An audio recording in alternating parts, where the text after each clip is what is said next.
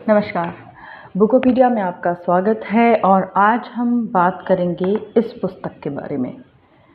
ये है विज्ञान बनाम चमत्कार बी प्रेमानंद की लिखी हुई। तो मैं जानती हूँ कि मैं बाबा साहब भीमराव अंबेडकर पर सीरीज़ तैयार कर रही हूँ, लेकिन एक ही तरह की किताबें लगातार करने से मोनोटोनी हो जाती है और बोरियत हो जाती है, बोरिंग हो जाता है, यानी एक रूपता के साथ नीरसता आ जाती है।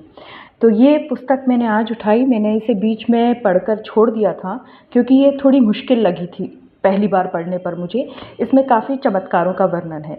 तो ये है क्या, बी प्रेमानंद जी कौन थे और ये किस तरह मुझे प्राप्त हुई, मैं आपको बताती हूँ। इस पुस्तक का मूल्य है 200 रुपये और मुझे ये मुफ्त मिली है। आप देख सकते हैं यहाँ पर लिखा हुआ है फ्री गिफ्ट बुक। तो मुझे ये फ्री में इसलिए मिली है क्योंकि मैंने तर्कशीलता पर, रैशनैलिटी पर कुछ पुस्तकें मंगाई थी और इसकी वजह से एक पैकेट में मुझे ये मुफ्त में दी गई विश्व बुक की तरफ से। तो इस पुस्तक के पीछे लिखा गया है कि धर्म और ईश्वर के नाम पर चमत्कार प्रदर्शित करने की योग्यता को ही दिव्यता माना गया है, लेकिन चमत्कार तभी तक चमत्कार रहता है जब तक कि उसकी व्याख्या नहीं हो जाती। हर समस्या का हल चुटकी भर भभूत से कर देने वाले, मुंह से शिवलिंग प्रकट करने वाले, शून्य से लॉकेट, हार, तवीज आदि उत्पन्न करने वाले, चमत्कार दिखाने वाले साईं बाबा, सत्य साईं बाबा क्या सचमुच भगवान के अवतार थे? प्रस्तुत पुस्तक में हाथ की सफाई से जनता को चमत्कृत करने वाले तांत्रिकों से लेकर सत्य साईं बाबा के चमत्कारों की पोल खोलने वाले ऐसे वैज्ञानिक प्रयोगों का उल्लेख है जिन्हें पढ़कर आप सभी चमत्कारों की असलियत जान जाएंगे। जी हाँ, जो ईश्वर हैं, अल्लाह हैं, गॉड हैं, वो मनुष्य से सीधा संवाद तो कर नहीं पाते। तो मनुष्य अपनी समस्याओं के लिए किसके पास जाते हैं? ज्योतिषियों के पास, तांत्रिकों के पास, ओझाओं के पास, बाबाओं के पास। और ये बाबा, ये तांत्रिक, ये ओझा विश्व के हर धर्म में होते हैं।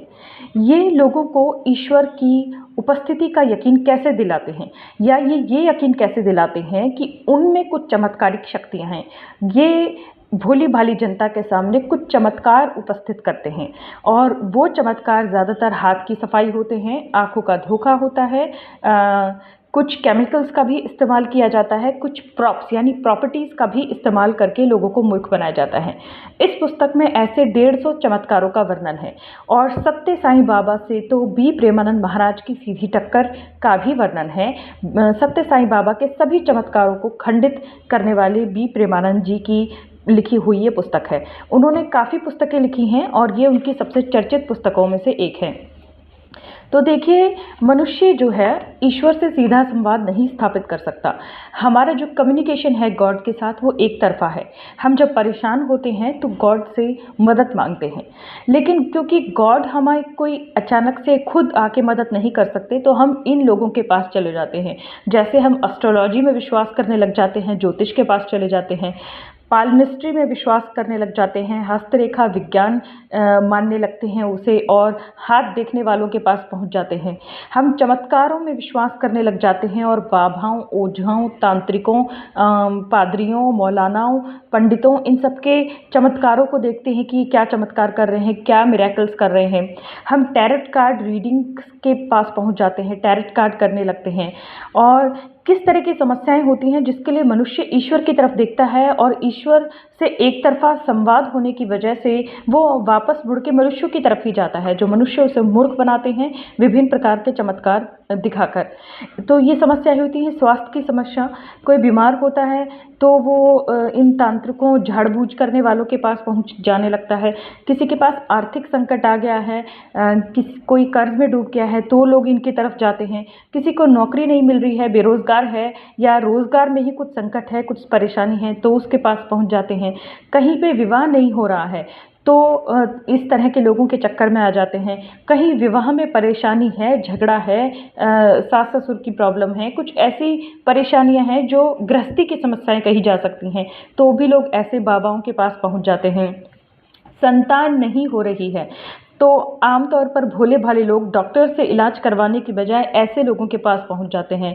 वाद विवाद हो रहा है, आप किसी मुकदमे में फंस गए हैं, झगड़ा हो गया है पड़ोसियों से, रिश्तेदारों से, भाइयों से, कहीं पर भी कुछ परेशानी हो गई है तो ऐसे बाबाओं के पास पहुंच जाते हैं। और कोई भी किस्म की इसके अलावा भी वैवाहिक, सामाजिक, मानसिक, शारीरिक कोई भी व्याधि हो, कोई भी परेशानी हो, तो मनुष्य ईश्वर तक तो पहुंच नहीं सकता, तो वो इनके पास पहुंच जाता है। तो ये सारा कुछ ढोंग है, पाखंड है, ये इस पुस्तक में समझाने की कोशिश की गई है। जैसे ज्योतिष की बात करें तो ज्योतिष है क्या? ज्योतिष जब पुराने खगोल शास्त्री होते थे, जो पुराने एस्ट्रोफिजिस्ट थे, जो आसमान में देखकर, रात को देखकर कुछ ग्रहों का पता लगा सकते थे, उन्होंने जो जानकारी दी उसका ही कुछ लोगों ने फ़ायदा उठाकर जो है ज्योतिष शास्त्र बना डाला और ये कहा कि ग्रहों की चाल से या नक्षत्रों के फेरबदल से मनुष्य की किस्मत पर प्रभाव पड़ता है। तो ऐसी ये जो चीज़ें हैं ये बिल्कुल फ्रॉड साबित हुई हैं। मैं अपने विषय में बताना चाहूँ क्योंकि काफ़ी लोग कहते हैं कि मैडम आप अपने बारे में भी कुछ बताइए।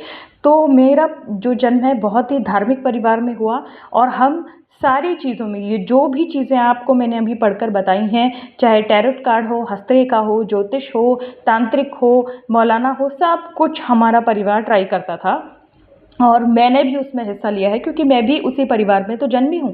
तो ज्योतिष की जहाँ तक बात करें, मुझे बार बार पता चला कि ये पाखंड है। जैसे कुंडली में, मेरी कुंडली में जो चीज़ें लिखी हुई थी जीवन में वो बिल्कुल भी सच नहीं हुई, ऐसा कुछ भी नहीं हुआ जो कुंडली में लिखा गया है।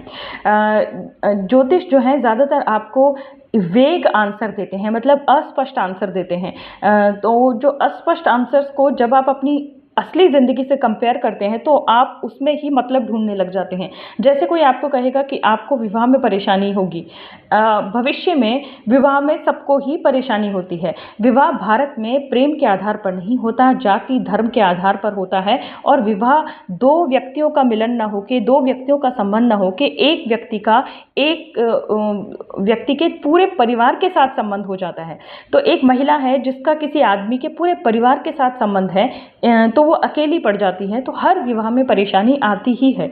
तो कोई विवाह की परेशानी कह के कोई बात कर देगा, किसी को नौकरी नहीं मिल रही है तो कहेगा कि राहु केतु की चाल सही नहीं है, ये उपाय कर लो। जी हाँ, विवाह में परेशानी हो, स्वास्थ्य संबंधी परेशानी हो, रोजगार ना मिल रहा हो तो आपको कोई ना कोई उपाय बेचा जाता है और वो उपाय क्या होता है? 50,000 की पूजा, 55,000 की पूजा, यज्ञ में आहुति देना, फलानी जगह चले जाना, उज्जैन चले जाना, नासिक चले जाना।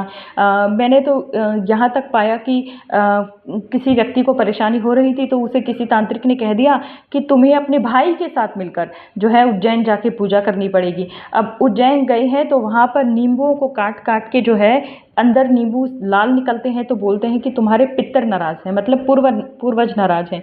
और असल में जो गए हैं वो बहुत पढ़े लिखे लोग हैं और बाद में उन्हें पता चल रहा है कि वो असल में ठगे ही जा रहे हैं, पर अब वो कर क्या सकते हैं जब वो इतना आगे बढ़ चुके हैं। तो इस तरह की सारी चीज़ें ढोंग होती हैं, पाखंड होती हैं और इन पर विश्वास नहीं किया जाना चाहिए।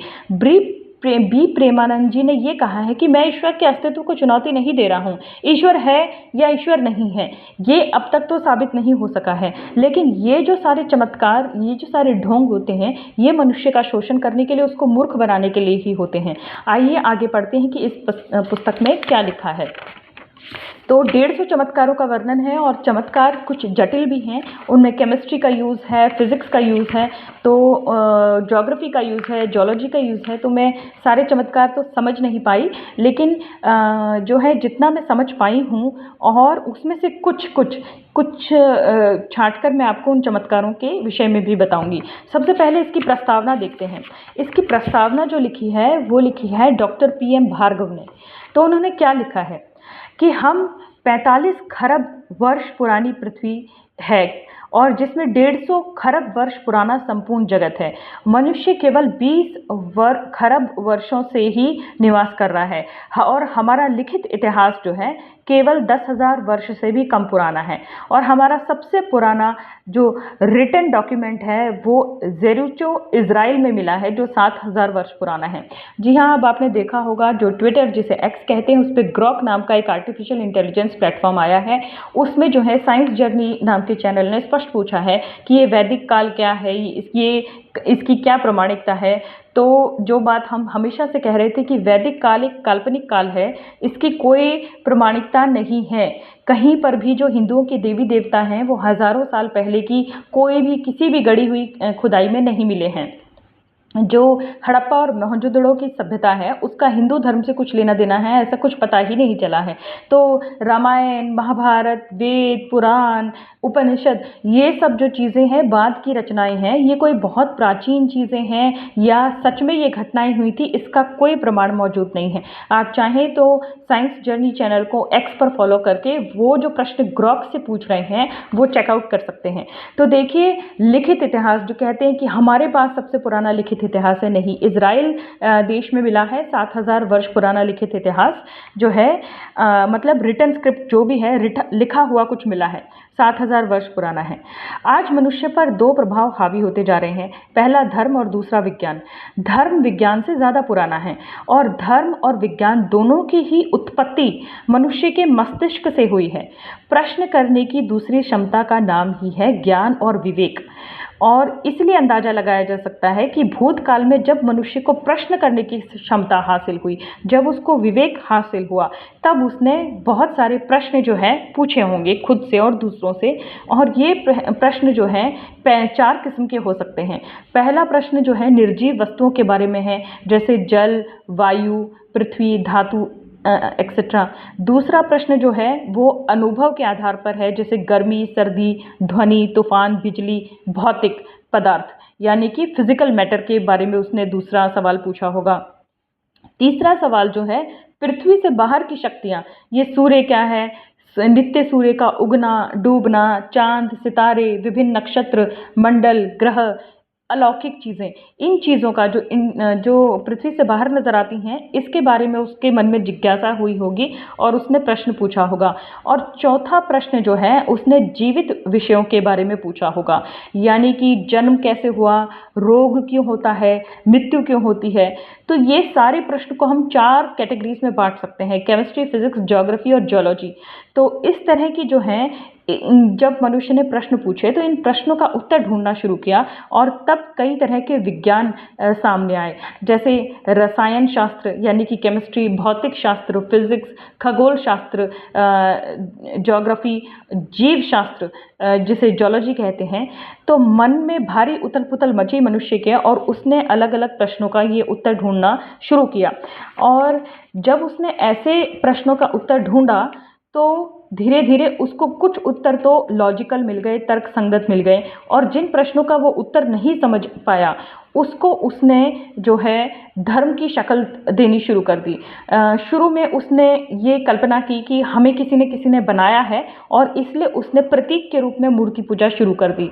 और जो मनुष्य को कैसा जीवन जीना चाहिए इस तरह के कानून बनाने शुरू कर दिए। और इस तरह से हज़ारों धर्म निकले, जिसमें से हिंदुत्व, बौद्ध धर्म, यहूदी, ईसाई, इस्लाम ये प्रमुख धर्म हैं। ये मनुष्य के ज्ञान और खजाने का विस्तार होते होते ही बने हैं। इनमें ऐसी ऐसी चीज़ें हैं, जैसे जैसे मनुष्य उन चीज़ों को समझता गया उनको इन धर्मों में जोड़ता चला गया। लेकिन बाद में जब विज्ञान का प्रादुर्भाव हुआ, विज्ञान जब डेवलप हुआ, तो इनमें लिखी हुई बहुत बातों का आसानी से खंडन हो गया। तो इससे पता चलता है कि जैसे जैसे मनुष्य डेवलप हो रहा था मेंटली, वैसे वैसे वो कल्पना में ये मजहब बनाता आ रहा था। तो देखिए, इसमें जागरूकता के विषय में लिखा है कि मनुष्य ने खोजबीन जारी रखी। 13वीं शताब्दी में बहुत जोर पकड़ा विज्ञान ने, और बहुत सारे वैज्ञानिक, बहुत सारे दार्शनिक जो हैं सामने आए, जैसे कि Leonardo da Vinci, Copernicus, Francis Bacon, Galileo, Rene Descartes, Newton आदि। ये लोग दार्शनिक भी थे, वैज्ञानिक भी थे। इन्होंने नई नई शैलियाँ विकसित की और केवल विश्वास और श्रद्धा के आधार पर ये कोई बात नहीं मानते थे, ये परीक्षण करते थे। मतलब किसी चीज़ की जांच पड़ताल करते थे, ऑब्जर्वेशन करते थे, देखते थे कि क्या हो रहा है और उसके बाद ये चीज़ों को मानते थे।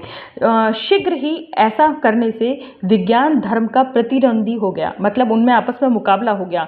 सीधा विवाद उठ खड़ा होता था विज्ञान और धर्म पर। 16वीं और 17वीं शताब्दी में कोपरनिकस, गैलीलियो और ब्रूनो ने एक तरह से युद्ध छेड़ दिया इसके खिलाफ। सबसे पहले कोपरनिकस आए।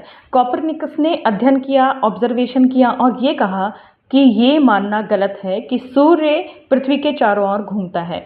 पृथ्वी एक ग्रह है और सूरज तारा है और हम पृथ्वी सूरज के चारों ओर घूमती है। तो कोपरनिकस की इस बात को बिल्कुल अस्वीकार नहीं किया गया, जो है उसको धमकियां दी गई, उसके साथ बुरा बर्ताव किया गया।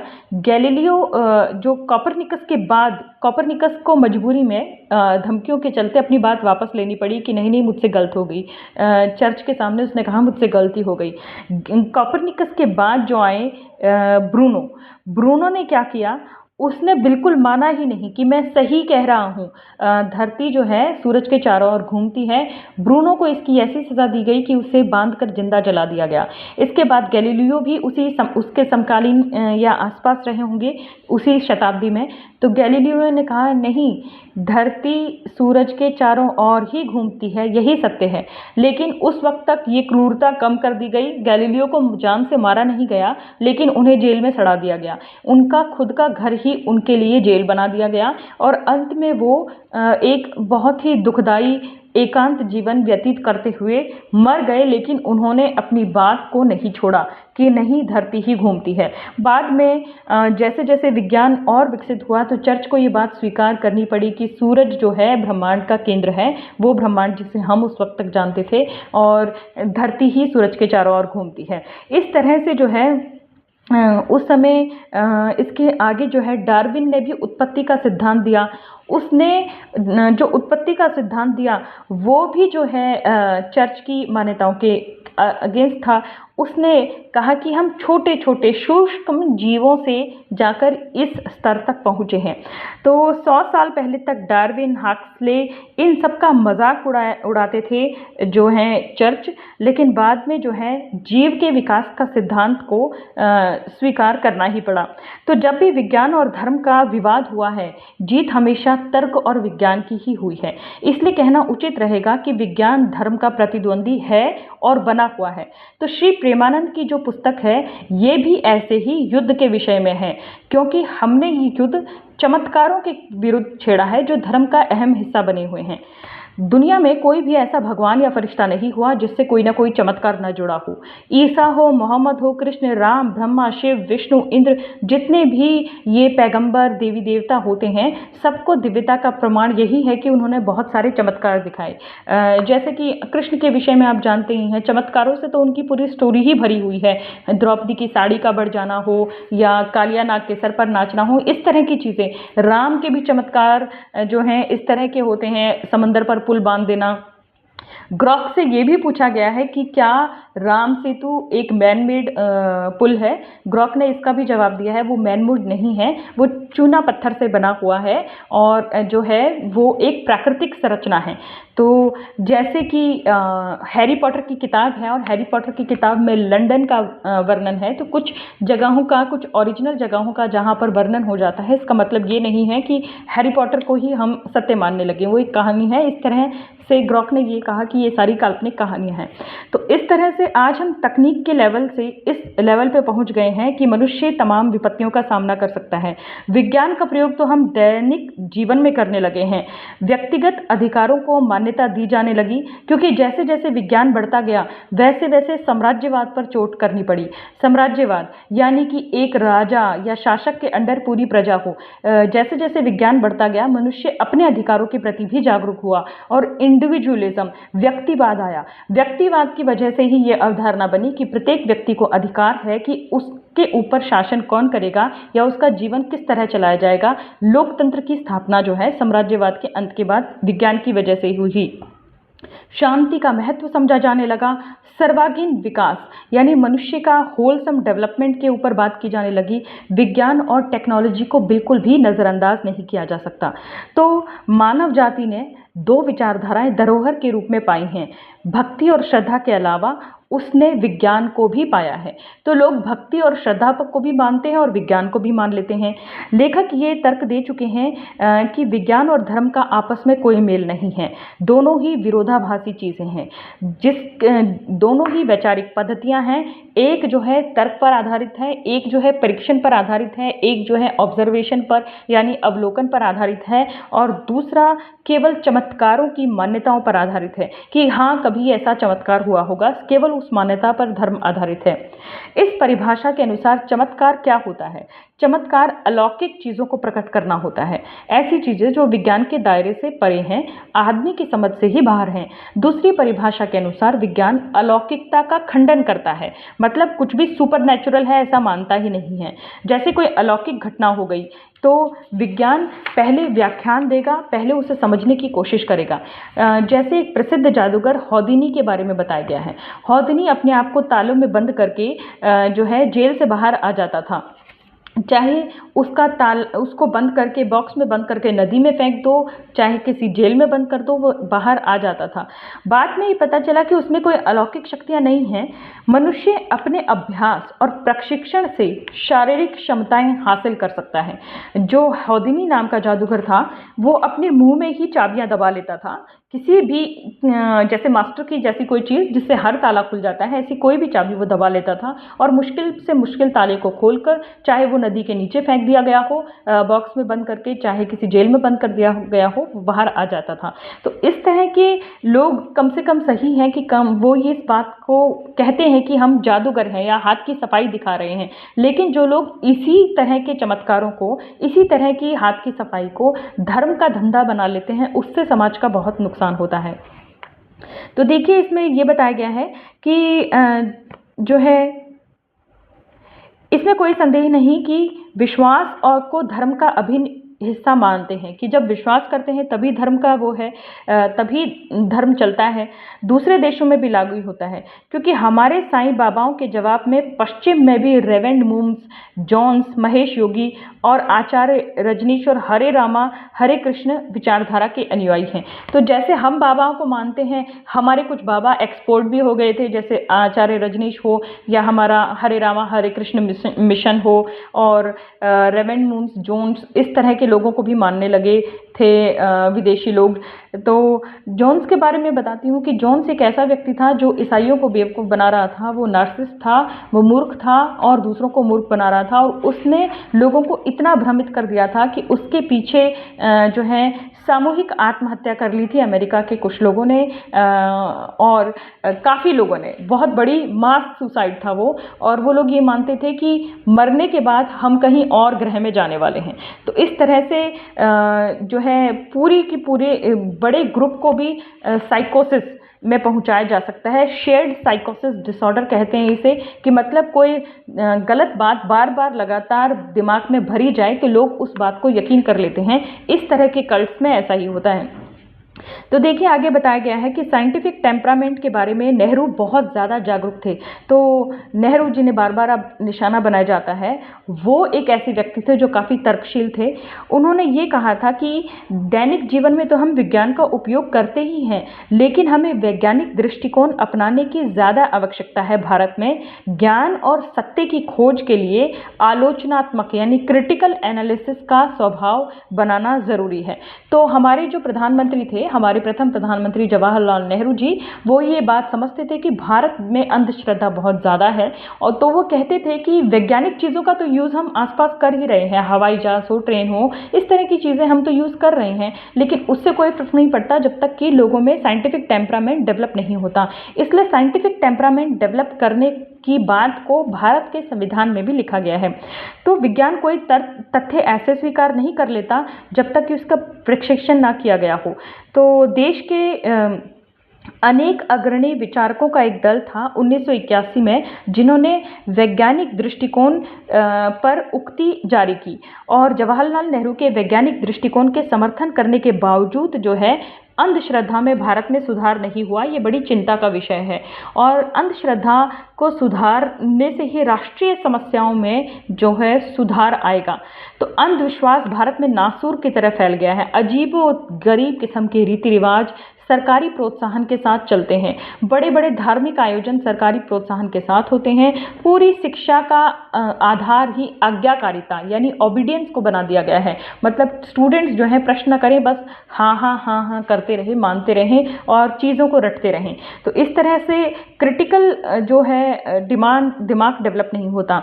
यह स्थापित किया जा सके कि साधु संतों के तथाकथित सभी चमत्कार विज्ञान के विश्लेषण करने पर केवल और केवल हाथ की सफाई और केमिकल्स का उपयोग वगैरह मिलता है, तो हम इस रूढ़िवाद को निपटाने में मदद कर सकते हैं।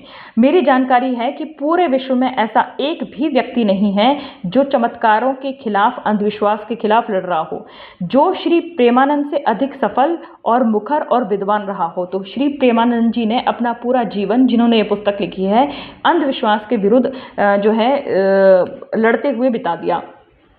तो वो कहीं पर भी कोई व्यक्ति चमत्कार दिखाता था, वहीं पे पहुंच जाते थे। उन्होंने बहुत सारी पुस्तकें लिखी, बहुत सारे चमत्कारों का खंडन किया, गांव-गांव जाकर उन्होंने वैज्ञानिक दृष्टिकोण का प्रचार करने की कोशिश की। तो यहाँ पर लिखा गया है कि मुझे हर्ष है कि इस पुस्तक में 150 चमत्कारों की विधि दर्शाई गई है, और इन चमत्कारों को पढ़कर कोई भी ये सिद्ध पुरुष समझ सकता है कि दुनिया में कोई सिद्ध पुरुष है ही नहीं, और कोई भी आपको धोखा नहीं दे सकता अगर आप इन चमत्कारी बाबाओं की इस पोल को खोल लें ये पुस्तक पढ़ के। तो हम इस निष्कर्ष पर पहुँचे हैं कि कभी कोई चमत्कार दुनिया में हुआ ही नहीं है, केवल चमत्कारों के बारे में अफवाह फैलती है। ज़्यादातर ये चीज़ें धोखा होती हैं, और कई बार कोई चमत्कार होता भी नहीं है, केवल अफवाह ही फैल जाती है। तो मैं श्री प्रेमानंद जी को यह पुस्तक लिखने के लिए बधाई देता हूँ। Doctor PM Bhargava. तो ये थी प्रस्तावना। तो आगे एक लेख दिया गया है पहले ही पेज पे, जिसका है भगवान के अवतारों से बचिए। ये लेख जो है शिनी एंटो द्वारा लेखक के साक्षात्कार में है। मतलब डॉक्टर प्रेमानंद जी से जो है साक्षात्कार इंटरव्यू लिया गया और उनसे जो है प्रश्न पूछे गए। इससे काफ़ी कुछ पता चलता है उनके बारे में। तो कालीकट में 1930 में ब्रह्म समाजी माता पिता के यहाँ जन्मे थे बी प्रेमानंद जी। उन्होंने कोई विधिवत शिक्षा ली ही नहीं थी। 1942 में वो छात्र आंदोलन के दौरान उन्हें स्कूल से निष्कासित कर दिया गया। जी हाँ, छात्र आंदोलन में उन्हें निष्कासित कर दिया गया। वो अपने पिता से जब वाद विवाद करते थे तो उन्होंने ये पाया कि वाद विवाद करने के लिए मनुष्य को चीज़ों की गहन जानकारी ज़रूर होनी चाहिए। उन्होंने खुद से कहा कि मैं ऐसी किसी भी बात पर बहस नहीं करूँगा जिसकी मुझे जानकारी ना हो। तो इसलिए उन्होंने चीज़ों को पढ़ना शुरू किया, और उन्होंने मैडम बाल्सकी, कुरान, गीता, बाइबल के ग्रंथों में खुद को डुबो डाला, और वो जिस भी चीज़ के बारे में अनभिज्ञ थे उसे जानने की कोशिश करते। उन्हें जादूगरी में भी रुचि आ गई, और उन्होंने जादूगरी की कला में भी निपुणता हासिल की। तो वो गुरुओं के भी अस्तित्व को खंगालने के लिए गुरुओं के पास गए। अमानवीय घटनाओं की वैज्ञानिक छानबीन के लिए भारतीय कमेटी ने 1959 में doctor Abraham T Kovoor, Bharat में एकमात्र ऐसे व्यक्ति थे जिन्होंने तार्किक व्यक्तियों का सम्मान प्राप्त किया। उनका भगवान के अवतारों दूर हटो वाली नीति ने कोवर के प्रति अनेक अनुयायी घोषित किए। 1976 में प्रेमानंद जी ने कोवूर जी का स्थान ग्रहण किया, क्योंकि कोवूर काफ़ी वृद्ध हो चुके थे। तो प्रेमानंद जी ने कोवूर जी के पच्चीनों पर चलते हुए अनेक जो हैं चमत्कारों का पर्दाफाश किया। 150 चमत्कार तो केवल इस बुक में ही दिखे गए हैं। वो बहुत सारे वर्कशॉप भी आयोजित करते थे, गांव-गांव जाकर लोगों को इन बाबाओं के जो झूठे चमत्कार हैं इसके बारे में वो बताते थे। तो अब भगवान के दूतों के विरुद्ध आपका अतिरोध आपकी नास्तिकता के कारण है, या धर्म में आप विश्वास नहीं करते, क्योंकि धर्म एक संस्थागत चीज़ है। ये जो है एक विदेशी हैं जिनका नाम था शिनी एंटोनी, ये इनसे प्रश्न पूछ रहे हैं बी प्रेमानंद जी, और बी प्रेमानंद जी का जवाब सुनिए।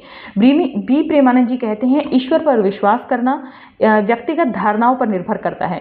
जब व्यक्ति को कोई हानि नहीं पहुंचती ईश्वर के विश्वास से तो कोई परेशानी नहीं है, लेकिन अगर ईश्वर पर विश्वास उसे ऐसे बाबाओं पर विश्वास करना पे मजबूर कर दे, तो उसको उसका शारीरिक, मानसिक या आर्थिक शोषण हो, तब ये एक बात समस्या बन जाता है। कई लोगों के लिए ईश्वर का अस्तित्व नहीं है, इसलिए ये मुद्दा है ही नहीं। तो उनके लिए ये मुद्दा बिल्कुल नहीं था कि ईश्वर है या नहीं, वो सिर्फ पाखंड के खिलाफ लड़ना चाहते थे। हिंदू और मुसलमानों को बचाने वाला कोई भगवान नहीं है, कोई अल्लाह नहीं है। हिंदू मुसलमान एक दूसरे का सर्वनाश कर रहे हैं। ये कौन भगवान है जो बाबरी मस्जिद और राम जन्मभूमि के लिए आपस में लोगों को लड़वा रहे हैं? यह कैसा अल्लाह या ईश्वर है जिसकी रक्षा लोगों को करनी पड़ रही है। तो मानसिक रूप से परेशान लोग जो धर्म की शरण में जाते हैं और धर्म में सीधा इन बाबाओं की शरण में जाते हैं और शोषण का शिकार होते हैं। तो देखिए ये जो है कि हमें धर्म की रक्षा करनी है या धर्म हमारी रक्षा करेगा, हमें ईश्वर की रक्षा करनी है या ईश्वर हमारी रक्षा करेगा, ये बात है। तो क्या किसी को राम की जन्मभूमि की रक्षा करनी है या राम सबकी रक्षा करने में सक्षम है? क्या किसी को बाबरी मस्जिद की रक्षा करनी है या अल्लाह अपने आप लोगों की रक्षा कर सकता है? ये प्रश्न पूछा गया है। धर्म हमारी संस्कृति का भाग है। ये दार्शनिक विचारधाराएं हैं जो बहुत लंबे समय से चली आ रही हैं। हमारे अवचेतन मन में, सबकॉन्शियस माइंड में ही धर्म बैठा हुआ है।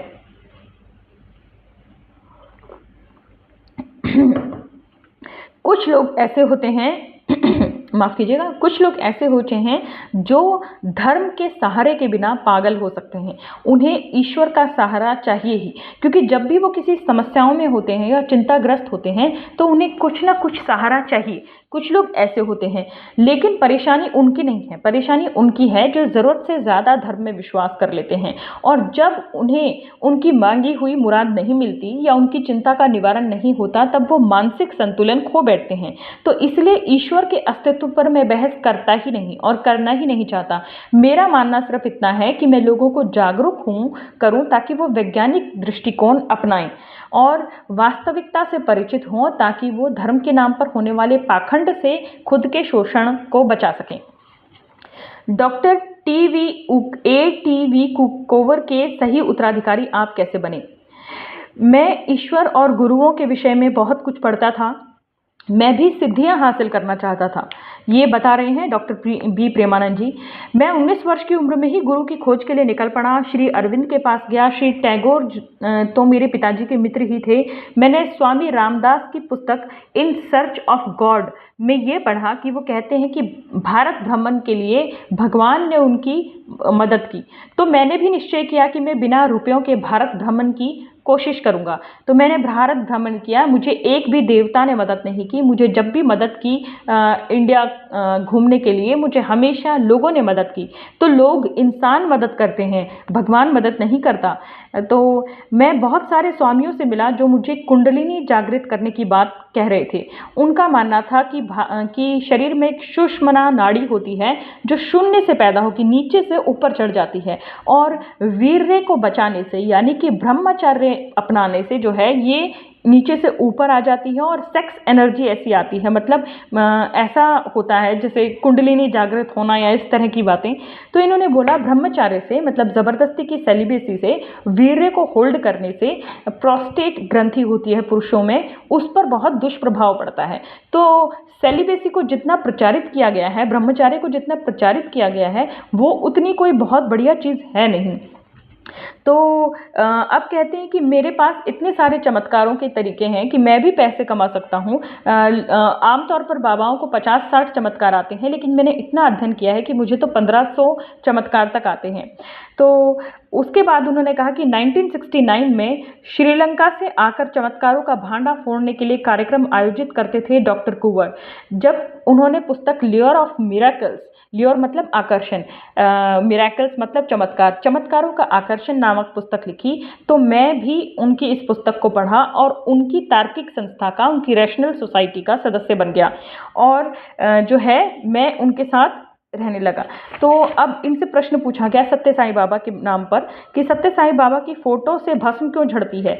तो इन्होंने बताया कि सत्य साईं बाबा की फ़ोटो पे मर्क्यूरिक क्लोराइड नाम का एक लेप लगा होता है। जब मर्क्यूरिक क्लोराइड एल्यूमिनियम फ्रेम के संपर्क में आता है तो उसमें भस्म जैसा पाउडर झड़ने लगता है। तो इसलिए जो लोग हैं ये सोचते हैं कि ये तो बाबा की फ़ोटो से, जो बाबा की फ़ोटो उन्होंने आश्रम से खरीदी होती है, घर जाकर उसे एल्युमिनियम फ्रेम में जड़वाते हैं, उसमें से तो भभूत निकल रही है। तो इस तरह की जो है झूठे चमत्कार सत्य साईं बाबा करते थे।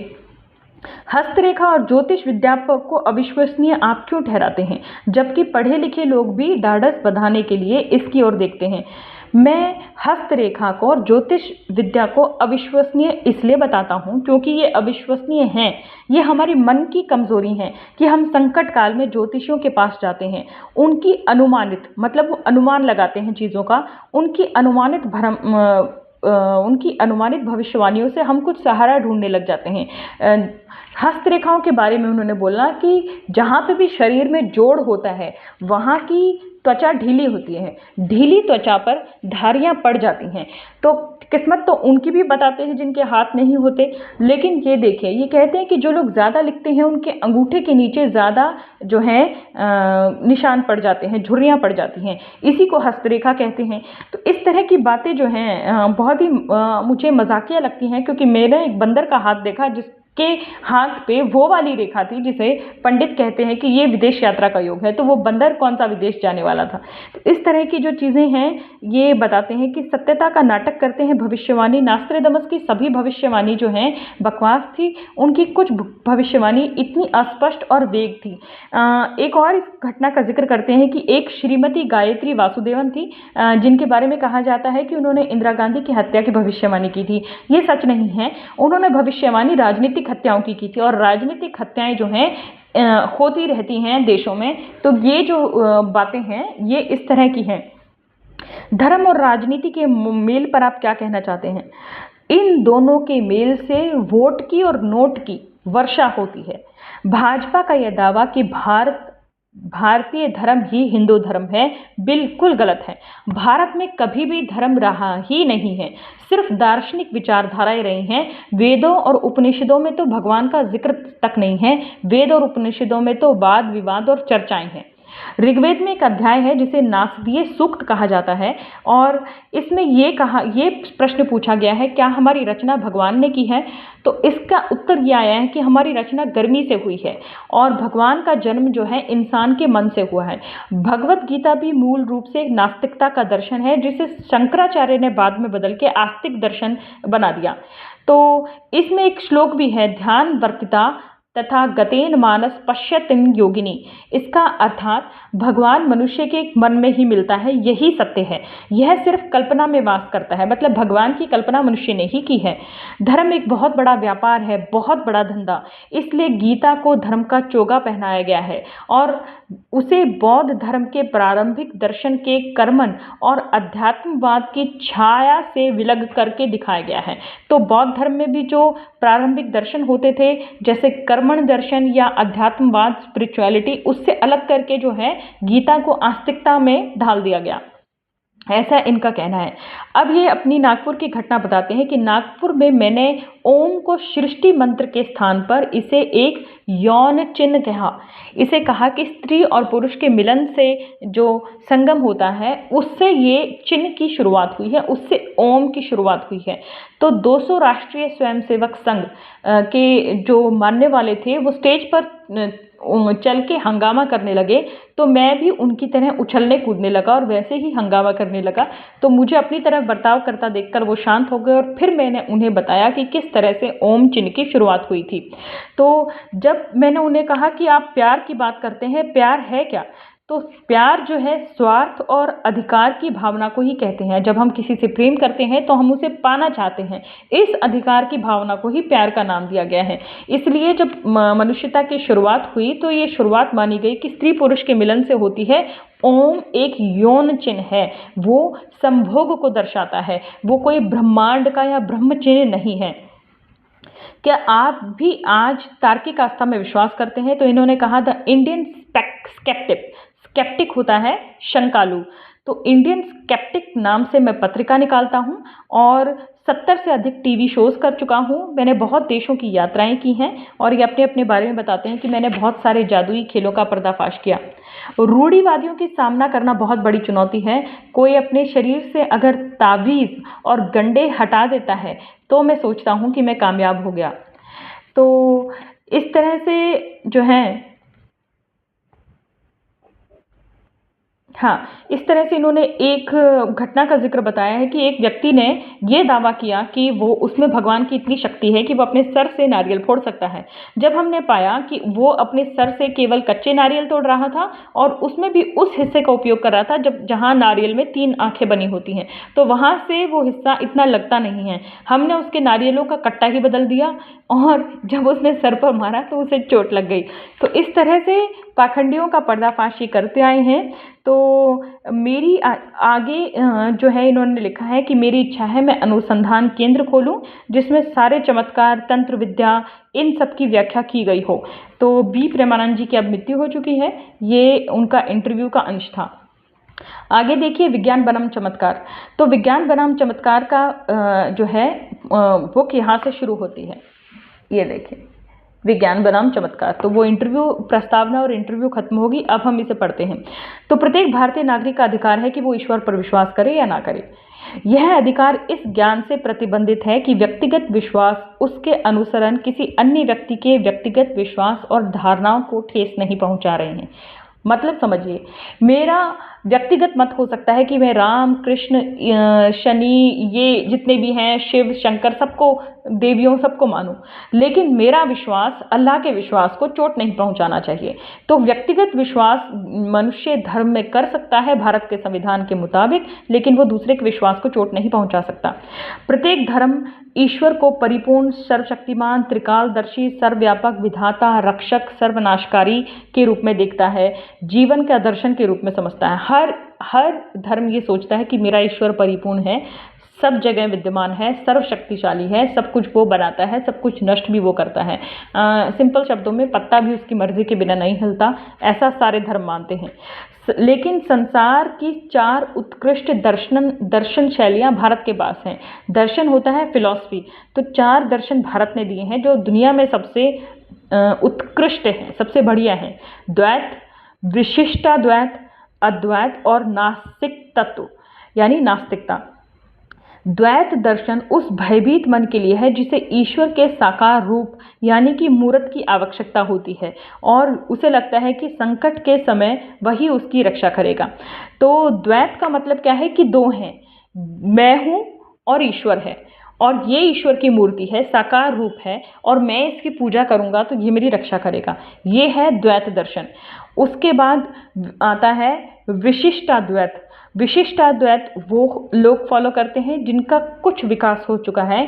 वो कहते हैं कि हमें किसी स्वरूप की आवश्यकता नहीं है, हमें किसी वस्तु की, किसी मूर्ति की आवश्यकता नहीं है। हम समझते हैं कि जो ईश्वर है वो मानसिक कल्पना द्वारा अलौकिक शक्ति का हम स्मरण कर सकते हैं, मतलब हम मन में ध्यान कर सकते हैं, और ईश्वर जो है उसका कोई स्वरूप नहीं है, लेकिन संकट के समय वो बिना स्वरूप वाला ईश्वर हमारी रक्षा करेगा। ये सिद्धांत है विशिष्टाद्वैत। तीसरा दर्शन है अद्वैत। अद्वैत का मतलब जो है, जो साहसी लोग होते हैं वो इसमें आस्था रखते हैं। वो उनका अद्वैत मतलब है अहम ब्रह्मास्मि। उसका मतलब है कि ईश्वर और मैं एक ही व्यक्ति हैं, ईश्वर मुझ में है, मैं ईश्वर में हूँ। और ये वाले व्यक्ति ये मानते हैं कि हमारी कुछ सीमाएं हैं, मतलब मैं ये मानता हूँ कि मैं भी ब्रह्म का हिस्सा हूँ, लेकिन मनुष्य होने के नाते मेरी कुछ सीमाएं हैं। और इसके बाद जो आता है वो नास्तिक तत्व यानी कि नास्तिकता। वो मानता है कि मानव धर्म मतलब मनुष्य की मनुष्यता में विश्वास रखना चाहिए, लेकिन धर्म की अपनी सीमाएं हैं और व्यक्ति की भी अपनी सीमाएं हैं। तो नास्तिकता ये मानती है कि हमारी चीज़ें कंट्रोल से बाहर हैं, कुछ चीज़ें हमारी कंट्रोल में बाहर हैं, लेकिन फिर भी हम मानव जाति के उत्थान के लिए काल्पनिक कहानियों में, ईश्वर में या सर्वलौकिक ईश्वर में या मूर्ति में, किसी चीज़ में विश्वास नहीं करते। हम विश्वास करेंगे तर्क में, हम विश्वास करेंगे ज्ञान में, और सब कुछ हमारे कंट्रोल में नहीं है, अपनी सीमाएं मानते हुए हम ये विश्वास करेंगे। ये नास्तिकता है। तो ये सारे दर्शन जो है भारत से निकले हैं। ईश्वर में आस्था द्वारा मानवता को कोई कष्ट नहीं होता। धर्म द्वारा लोगों के बीच दरारें उत्पन्न होती हैं, मतलब ईश्वर को मानने से, अल्लाह, ईश्वर, गॉड, किसी को भी मानने से किसी और को प्रॉब्लम नहीं है, लेकिन धर्म जो एक संस्थागत रूप ले लेता है वो लोगों में दरारें उत्पन्न कर देता है।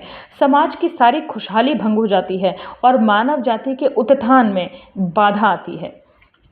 हानिप्रद बात यह है कि कुछ व्यक्ति ईश्वर का अवतार होने का दावा करने लगते हैं, कोई कुंडली साधना की बात करने लगता है, कोई चमत्कारों की बात करता है, कोई अष्ट सिद्धियों की बात करता है। ये सारी बातें बकवास हैं। जो है चमत्कार क्या होता है? चमत्कार ऐसी अद्भुत घटना जो प्रकृति के नियमों के खिलाफ है, ऐसी अलौकिक या देवीय घटना का नाम दे दिया जाता है कि वो मिरेकल है, चमत्कार है। अलौकिक का अर्थ क्या है? इस दुनिया से परे की वस्तु, ऐसी जो प्राकृतिक शक्तियों के अंतर्गत नहीं आती और माना जाता है कि इस दुनिया से परे उसको कोई संचालित कर रहा है। रहस्य का अर्थ है प्राकृतिक घटना जिसका विश्लेषण नहीं हो सकता। कहते हैं वहां से अग्नि निकल रही थी धरती से, पता नहीं क्या रहस्य है। ये इस तरह के प्रोग्राम चलते हैं ना, तो रहस्य का अर्थ है जिसके बारे में अभी पता नहीं चला है। अधिकतर प्राकृतिक घटनाएं जिन लोगों ने पहली बार देखा उन्होंने ये सोचा कि ये देवताओं के चमत्कार हैं, तो सबसे पहले प्राकृतिक घटनाओं को ही चमत्कार मान लिया गया। जैसे बिजली कड़क रही है वो चमत्कार मान लिया गया। तो सृजन का अर्थ है शून्य से उत्पन्न करना, मतलब कोई चीज़ जीरो से, कुछ है ही नहीं फिर उससे कुछ बना देना।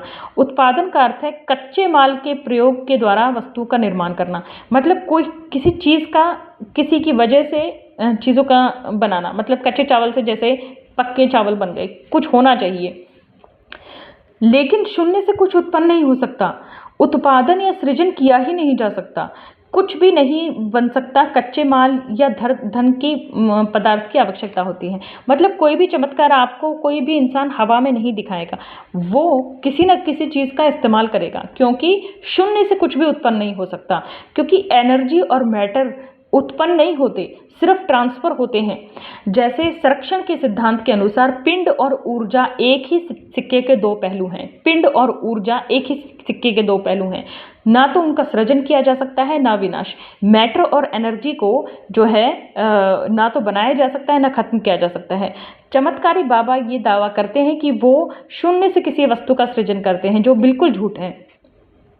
तो विश्व की कुल गतियों के आपस में संबंधित होने से थ्योरी ऑफ रिलेटिविटी के अनुसार पिंड ऊर्जा में परिवर्तित होता है, ऊर्जा पिंड में, मैटर एनर्जी में कन्वर्ट होता है, एनर्जी मैटर में, ऐसा थ्योरी ऑफ रिलेटिविटी कहती है।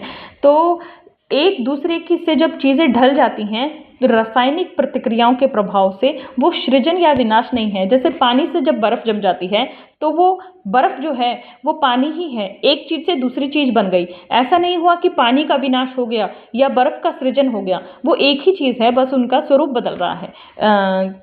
इसी तरह से जो है सृजन या विनाश नहीं हो सकता, तो तंत्र विद्याएं करना बिल्कुल बकवास है। चमत्कारी बाबाओं के सभी दावे झूठे होते हैं। वो भोली जनता का शोषण करते हैं, ठगी करते हैं, उनसे धन ऐंठते हैं और उनसे तरह तरह की जो है चीज़ें ऐंठते हैं। धर्म और ईश्वर के में प्रश्न का कोई स्थान नहीं है। व्यक्ति के भीतर अटूट श्रद्धा होनी चाहिए। पर यह आस्था क्या चीज़ है? आस्था की परिभाषा यह है कि जिस पर विश्वास करना, जिस पर अनुभव न किया हो। आपने ईश्वर का अनुभव नहीं किया है, लेकिन अगर आपको ईश्वर की उपस्थिति पर विश्वास है तो उसे आस्था कहते हैं। आस्था होना कोई गलत बात नहीं है, लेकिन धर्म का चोगा पहना देने से एक तो आपस में वैमनस्यता फैलती है, सांप्रदायिकता फैलती है। दूसरा, चमत्कारों में विश्वास करने से केवल आपका शोषण होता है।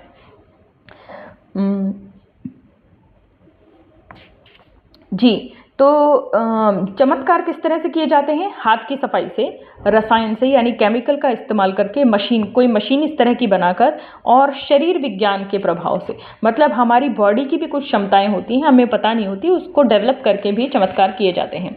तो सत्य साईं बाबा का ये दावा कि वो मूर्तियाँ आदि प्रकट करते हैं, ये बिल्कुल ही, जैसे वो अपनी सत्य साईं बाबा जो हैं अपनी आस्तीनों में कुछ छुपा के कुछ प्रकट कर लेते थे। यहाँ पर बताया गया है कि कैसे सत्य साईं बाबा खुद को शिरडी के साईं बाबा का अवतार बताते थे, लेकिन शिरडी के साईं बाबा केवल मराठी और हिंदी 2 भाषाएं जानते थे। सत्य साईं बाबा तेलुगु जानते थे। तो क्या होता था कि कहीं पर फूल बिखरा दिए जाते थे और उन फूलों को पंखे की हवा से उड़ाया जाता और बाद में तेलुगु में सत्य साईं लिखा रहता था। तो ये किस तरह से हुआ कि फूल के इस तरह से बन गए कि तेलुगु में सत्य साईं लिखा हुआ है। फूल इस तरह से ऐसे बन जाते थे कि पहले ही ज़मीन पर, फर्श पर कुछ गोंद चिपका दिया जाता था और उसी गोंद से ऐसे लिखा जाता था तेलुगु में सत्य साईं, और बाद में फूल बिखरा दिए जाते थे। तो जब पंखा चलाया जाता तो बाकी के फूल उड़ जाते और सत्य साईं की शेप में वो चीज़ लिखी हुई रहती थी। तो इस तरह से लोगों को हजारों चमत्कारों के नाम से बेवकूफ़ बनाया जाता था। हाथ की सफाई, हाथ की सफाई में कोई चीज़ें बहुत जल्दी हाथों की सफाई से करना, तो उसे कहते हैं हाथ की सफाई। तो बहुत सारे चमत्कारों का इसका वर्णन है। इंद्रियों का भ्रम, इंद्रियों का भ्रम क्या है? इंद्रियां क्या होती हैं? जैसे आंखों से देखना, कानों से सुनना, हाथ से स्पर्श से महसूस करना, नाक से सूंघना, ये सारी चीज़ें इंद्रियों में आती हैं। तो हमारी इंद्रियों को भटका के भी, मतलब बहुत सारी चीज़ें एक साथ करके भी हमारे दिमाग को भ्रमित किया जा सकता है। इस तरह से चमत्कार होते हैं। दृष्टि भ्रम, आँखों से भ्रम उत्पन्न करना, श्रवण संबंधी भ्रम, इस तरह से इसमें बहुत सारे चमत्कार दिए गए हैं।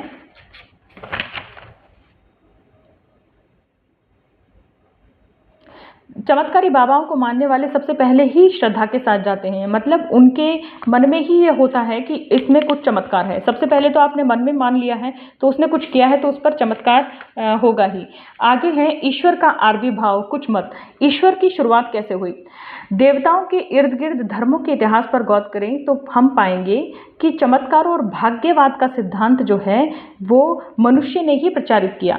शासक और पंडित वर्ग ने लोगों को बेवकूफ़ बनाया और चमत्कारों पर विश्वास दिलाना शुरू किया, जिससे उनके अधीन रहे पब्लिक और उनका शोषण किया जा सके। तो भगवान को मनुष्य ने बनाया है और हमें ये कहा जाता है कि जो ईश्वर है उसने मनुष्य को अपने स्वरूप में बनाया है, बाइबल में यही लिखा है। लेकिन होता क्या है कि भगवान को मनुष्य ने बनाया है अपनी कल्पना से। तो आज हमारे बीच में वो प्राचीन इतिहास वाले भगवान क्यों नहीं हैं? विज्ञान की उत्पत्ति के साथ साथ सारे भगवान कहाँ गायब हो गए? हमारे पूर्वज थे। शुरुआत में मनुष्य ने अपने भगवान, अपने पूर्वजों को बनाया, जिसे पुत्र कहते हैं हिंदी में, यहाँ उत्तर भारत में पितृ कहते हैं। तो परदादा, परदादी, परनानी, इन लोगों की पूजा शुरू की। उसके बाद अपनी जनजातियों के, ट्राइबल्स के जो नायक होते थे, जो जनजातियों के लिए युद्ध करते थे, दूसरी जनजातियों से इस जनजाति की रक्षा करते थे। पहले पूरी दुनिया ट्राइबल सोसाइटी थी, तो ट्राइबल्स के नायक को उन्होंने देवताओं की तरह पूजना शुरू किया। उसके बाद प्राकृतिक भगवान आए, जैसे कि बाढ़ लाने वाले भगवान, ज्वालामुखी भगवान, बिजली तूफान आदि। आपको पता ही है, जैसे इंद्र देवता, वर्षा के भगवान। इस तरह से प्रकृति चीज़ों को भगवान समझ के जो है उसने मानना शुरू कर दिया।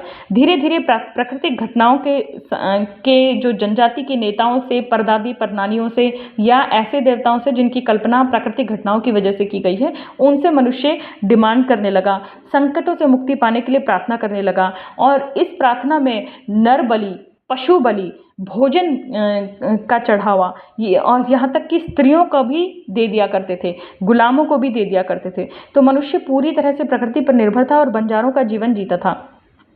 प्रारंभिक देवताओं के पश्चात देवी माँ को पूजना शुरू हुआ। देवी माँ को इसलिए पूजा जाने लगा क्योंकि उस समय जो है मनुष्यों की बहुत आवश्यकता थी, क्योंकि जानवरों का खतरा है, दूसरी सोसाइटी से, दूसरे ट्राइबल से खतरा है। तो हर ट्राइब चाहता था कि हमारी संख्या बढ़े, और उन्हें लगता था कि चमत्कारिक रूप से मनुष्यों की संख्या बढ़ाने का जो तरीका है वो केवल महिलाओं के पास है, क्योंकि महिलाएं ही शिशुओं को जन्म देती हैं। तो इसलिए पूरी दुनिया में स्त्री की पूजा होने लगी कि ये तो जन्मदात्री है, ये जन्म दे सकती है। धीरे धीरे पता चला कि स्त्री के गर्भ में कोई चमत्कारी शक्ति नहीं है। पुरुष जब तक अपना वीर्य वहाँ नहीं डालेगा, संतान उत्पन्न नहीं होगी। तो उसके बाद जो है देवी की पूजा कहीं पर कम हुई, कहीं पर खत्म हुई, लेकिन आज भी जारी है।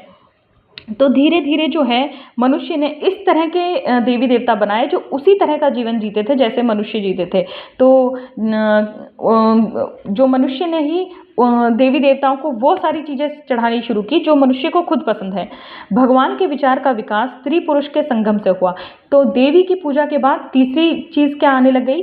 पहले आपको पता ही है, सबसे पहले अपने दादा दादी की पूजा, परनाना की पूजा, फिर जाति के जो नायक हैं उनकी पूजा, यानी ट्राइबल्स के नायक की पूजा, फिर उसके बाद प्राकृतिक देवताओं की पूजा, फिर उसके बाद स्त्री की पूजा। फिर पता चला स्त्री से नहीं, स्त्री और पुरुष दोनों के संगम से मनुष्यता बढ़ रही है, दोनों के संगम से ज़्यादा लोग मिल रहे हैं, ज़्यादा लोगों की आवश्यकता थी उस समय, तो खुद को सुरक्षित रखने के लिए, अपना जीवन बचाने के लिए। तो इसलिए संगम की पूजा शुरू हुई, मतलब स्त्री पुरुष का जो मिलन होता है उन चीज़ों की पूजा शुरू हुई। भगवान के विचार का विकास स्त्री पुरुष के संगम के रूप में हुआ, तो मनुष्य लिंग की पूजा करने लग गया। उपज आदिम कृषि प्रधान समाज में यौन क्रियाओं के रूप में इस उद्देश्य से की जाती थी ताकि फसल, पशु और मनुष्यों की संख्या में वृद्धि और बरसात हो। तो यौन अंगों की पूजा करना, लिंग की पूजा करना, शिवलिंग में जैसे आपको पता होगा कि शिव का जो लिंग है वो यूं खड़ा हुआ है उसमें, और जो नीचे वाला हिस्सा होता है वो योनि होती है। तो स्त्री और पुरुष दोनों का संगम है शिवलिंग। तो शिवलिंग की पूजा करना, जगह जगह पे आपको लिंगम मिल जाते हैं, पूरी दुनिया में आपको शिवलिंग जैसी चीज़ें मिल जाती हैं, क्योंकि स्त्री पुरुष के संगम की, उनके यौन क्रिया की पूजा शुरू हुई। और लोगों ने ये मानना शुरू किया कि यौन क्रिया से ही जो है मनुष्य बढ़ते हैं, और मनुष्य के बढ़ने से पशुपालन बढ़ता है, कृषि बढ़ती है और दुनिया आगे चलती है। तो इस तरह से जो है धर्मों की शुरुआत हुई। लेकिन धीरे धीरे जो है स्त्रियों पर पुरुषों का प्रभुत्व कायम होने लगा। जैसे जैसे सभ्यता बढ़ती गई तो धीरे धीरे स्त्रियां अधिक से अधिक बच्चे पैदा करने की वजह से जो है घरों तक सिमटती चली गई। जब प्राग ऐतिहासिक काल था, जब शिकार करते थे, तब ज़्यादातर जो है स्त्रियां भी शिकार में पार्ट लेती थी। अब जो है वैज्ञानिक जो हैं, भूवैज्ञानिक, उन्होंने ऐसी बहुत सारी चीज़ें खोज निकाली हैं जिससे पता चलता है कि यह मान्यता बिल्कुल गलत है कि स्त्रियां जो है गुफाओं में या घरों में रहती थी और केवल पुरुष शिकार करने जाते थे। स्त्रियां भी शिकार करने के लिए जाती थी। अब क्या है कि धीरे धीरे जैसे जैसे सभ्यताएं बढ़ती गई, स्त्री को पीछे पुरुष ने करना शुरू किया और तब जो है पुरुष स्त्री पर जो है हावी होते चले गए और पैगंबरों का टाइम आया, जब ज़्यादातर पैगंबर, ज़्यादातर संदेशवाहक, ईश्वर का संदेश लेने वाले ज़्यादातर पुरुष ही होते थे। तो इसके पश्चात स्त्री के ऊपर पुरुष का प्रभुत्व कायम होने के बाद पुरुष देवताओं को विश्व निर्माता घोषित कर दिया गया और विज्ञान की कारणों के कारण बहुत सारे जो हैं इन देवताओं का जो है मतलब इन देवताओं को एक तरह से पतन हो गया। जो लोग इन चीज़ों को पढ़ते रहते हैं वो देवी देवताओं में विश्वास नहीं करते, ना पुरुष में, ना स्त्री में, ना लिंगम में। वो विश्वास करते हैं विज्ञान में, तर्क में, अनुसंधान में। तो जैसे जैसे विज्ञान का विकास हुआ, लोगों ने ये मानना शुरू कर दिया कि सृजनकर्ता का कोई अस्तित्व है, ऐसा साबित नहीं किया जा सकता।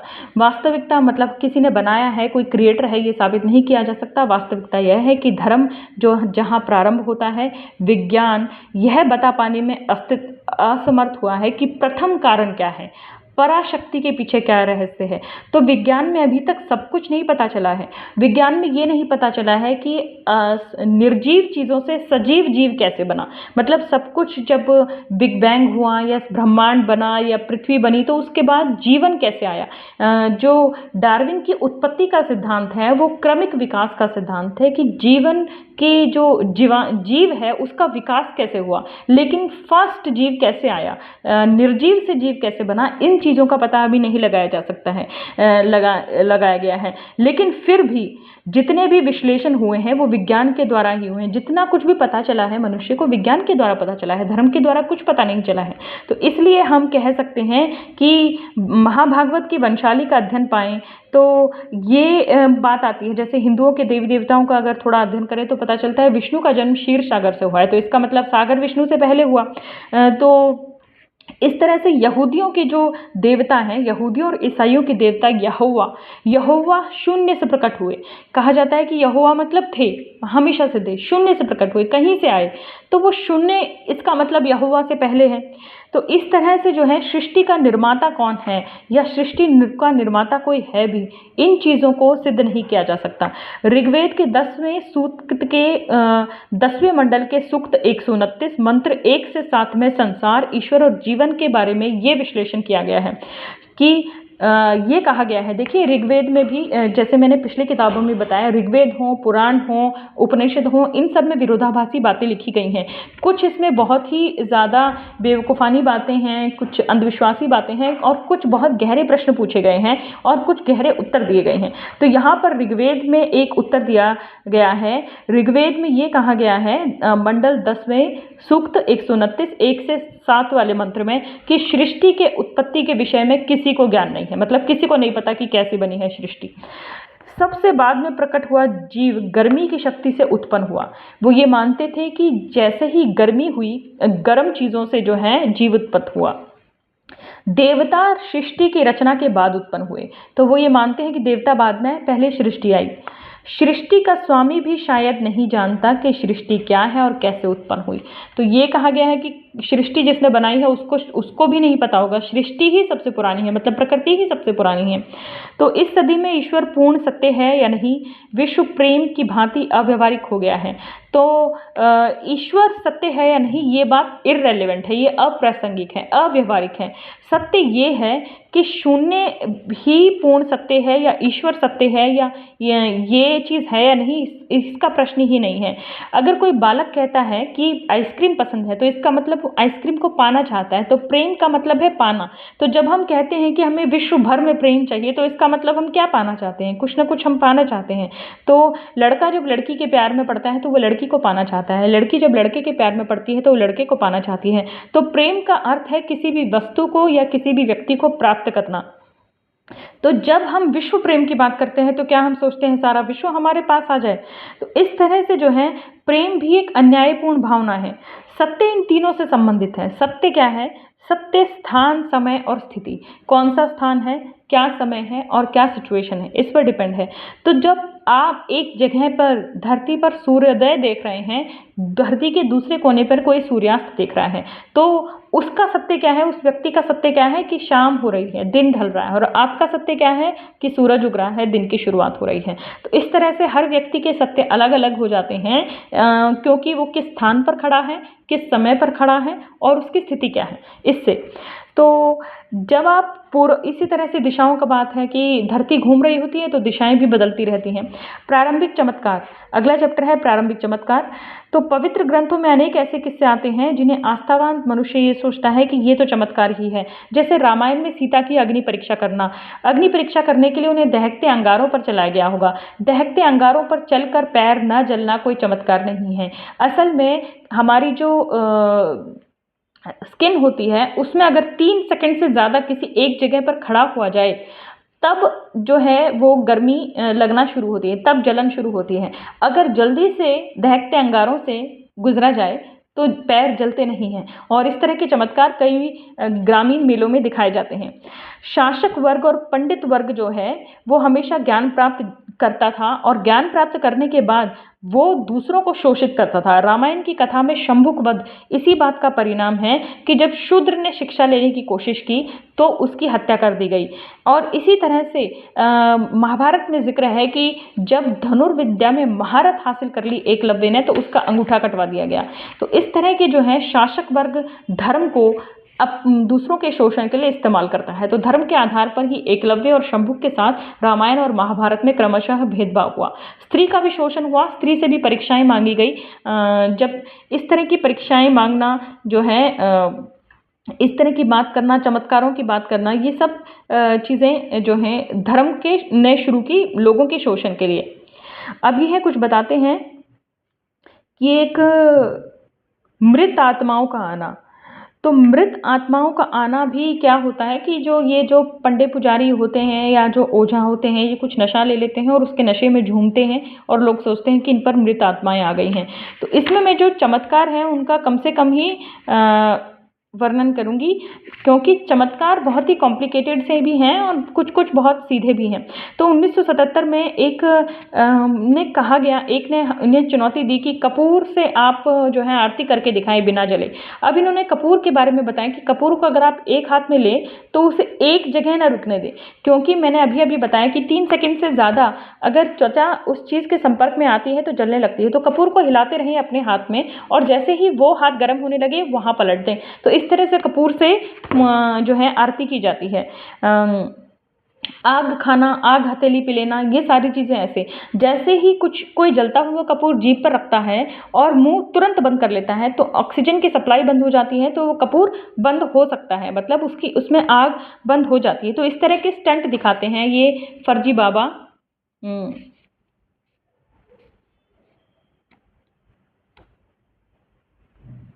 हाँ, पिघले शीशे में हाथ डालना। तो शीशे को आप पिघला दें और फिर उसमें हाथ डालें तो उंगलियां बिल्कुल सूखी होनी चाहिए और तुरंत आप हाथ निकालेंगे तो शीशा, अगर आपके हाथ में कोई नमी नहीं है तो शीशा जो है आपकी उंगलियों से चिपकेगा नहीं, बिना चिपके आपकी उंगलियां जलेंगी नहीं। खौलते तेल में बगैर जले हाथ डुबोना। तो देखिए एक चमत्कार मैं आपको बताती हूँ।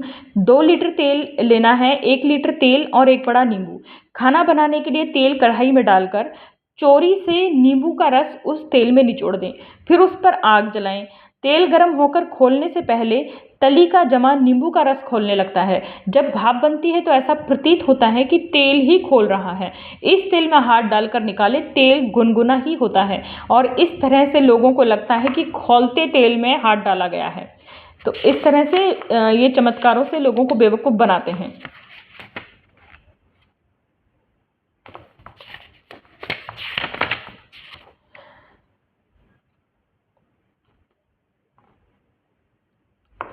जी, तो इस तरह बहुत इसमें ये बताया गया है कि इस तरह के चमत्कार आप भी कर सकते हैं। उसके लिए हिम्मत चाहिए, साहस चाहिए, अभ्यास चाहिए, हाथ की सफाई चाहिए, रसायन चाहिए और कुछ-कुछ प्रॉपर्टीज़ का ज्ञान चाहिए। कुछ-कुछ चीज़ें ऐसी बना ली जाती हैं। जैसे इसमें यहूदी धर्म में ओल्ड टेस्टामेंट के बारे में बताया गया है कि ओल्ड टेस्टामेंट में एक मोसेस होते थे, जो कि ईसाइयत में भी जो बाइबल है उसमें ओल्ड टेस्टामेंट बुक में रखा है कि मोसेस जो है रस्सी से सांप बना देते थे, सांप से रस्सी बना देते थे। असल में होता क्या था कि ये एक चमत्कार नहीं है। सांप जो है, बिना जहर वाला सांप को लेके उसकी पूंछ पर और उसके मुंह पर इस तरह से अगर तर्जनी से दबाया जाए तो सांप एक पैरालिसिस स्टेट में चला जाता है, और आप उसे यूं फेंकते हैं तो वो उसका पूरा शरीर अकड़ा हुआ होता है एक डंडे की तरह। तो ऐसा लगता है कि आप डंडा पकड़े हुए हैं, और जैसे ही आप उस सांप को वापस खींचते हैं, सांप पूरी तरह से फिर सांप बन जाता है। तो ये मोसेस के चमत्कार के बारे में कह रहे हैं कि मोसेस का चमत्कार भी झूठा था। ईसाई धर्म की बात करते हैं ये, तो ये कह रहे हैं कि ईसाई धर्म में जितने भी चमत्कार दिए गए हैं वो भी झूठे हैं इनके हिसाब से। हाँ, तो एक स्त्री के बारे में बात कर रहे हैं। एक स्त्री ने ईसाइयत के बारे में बोलने की वजह से इन्हें हरामजादा यानी बास्टर्ड कहा।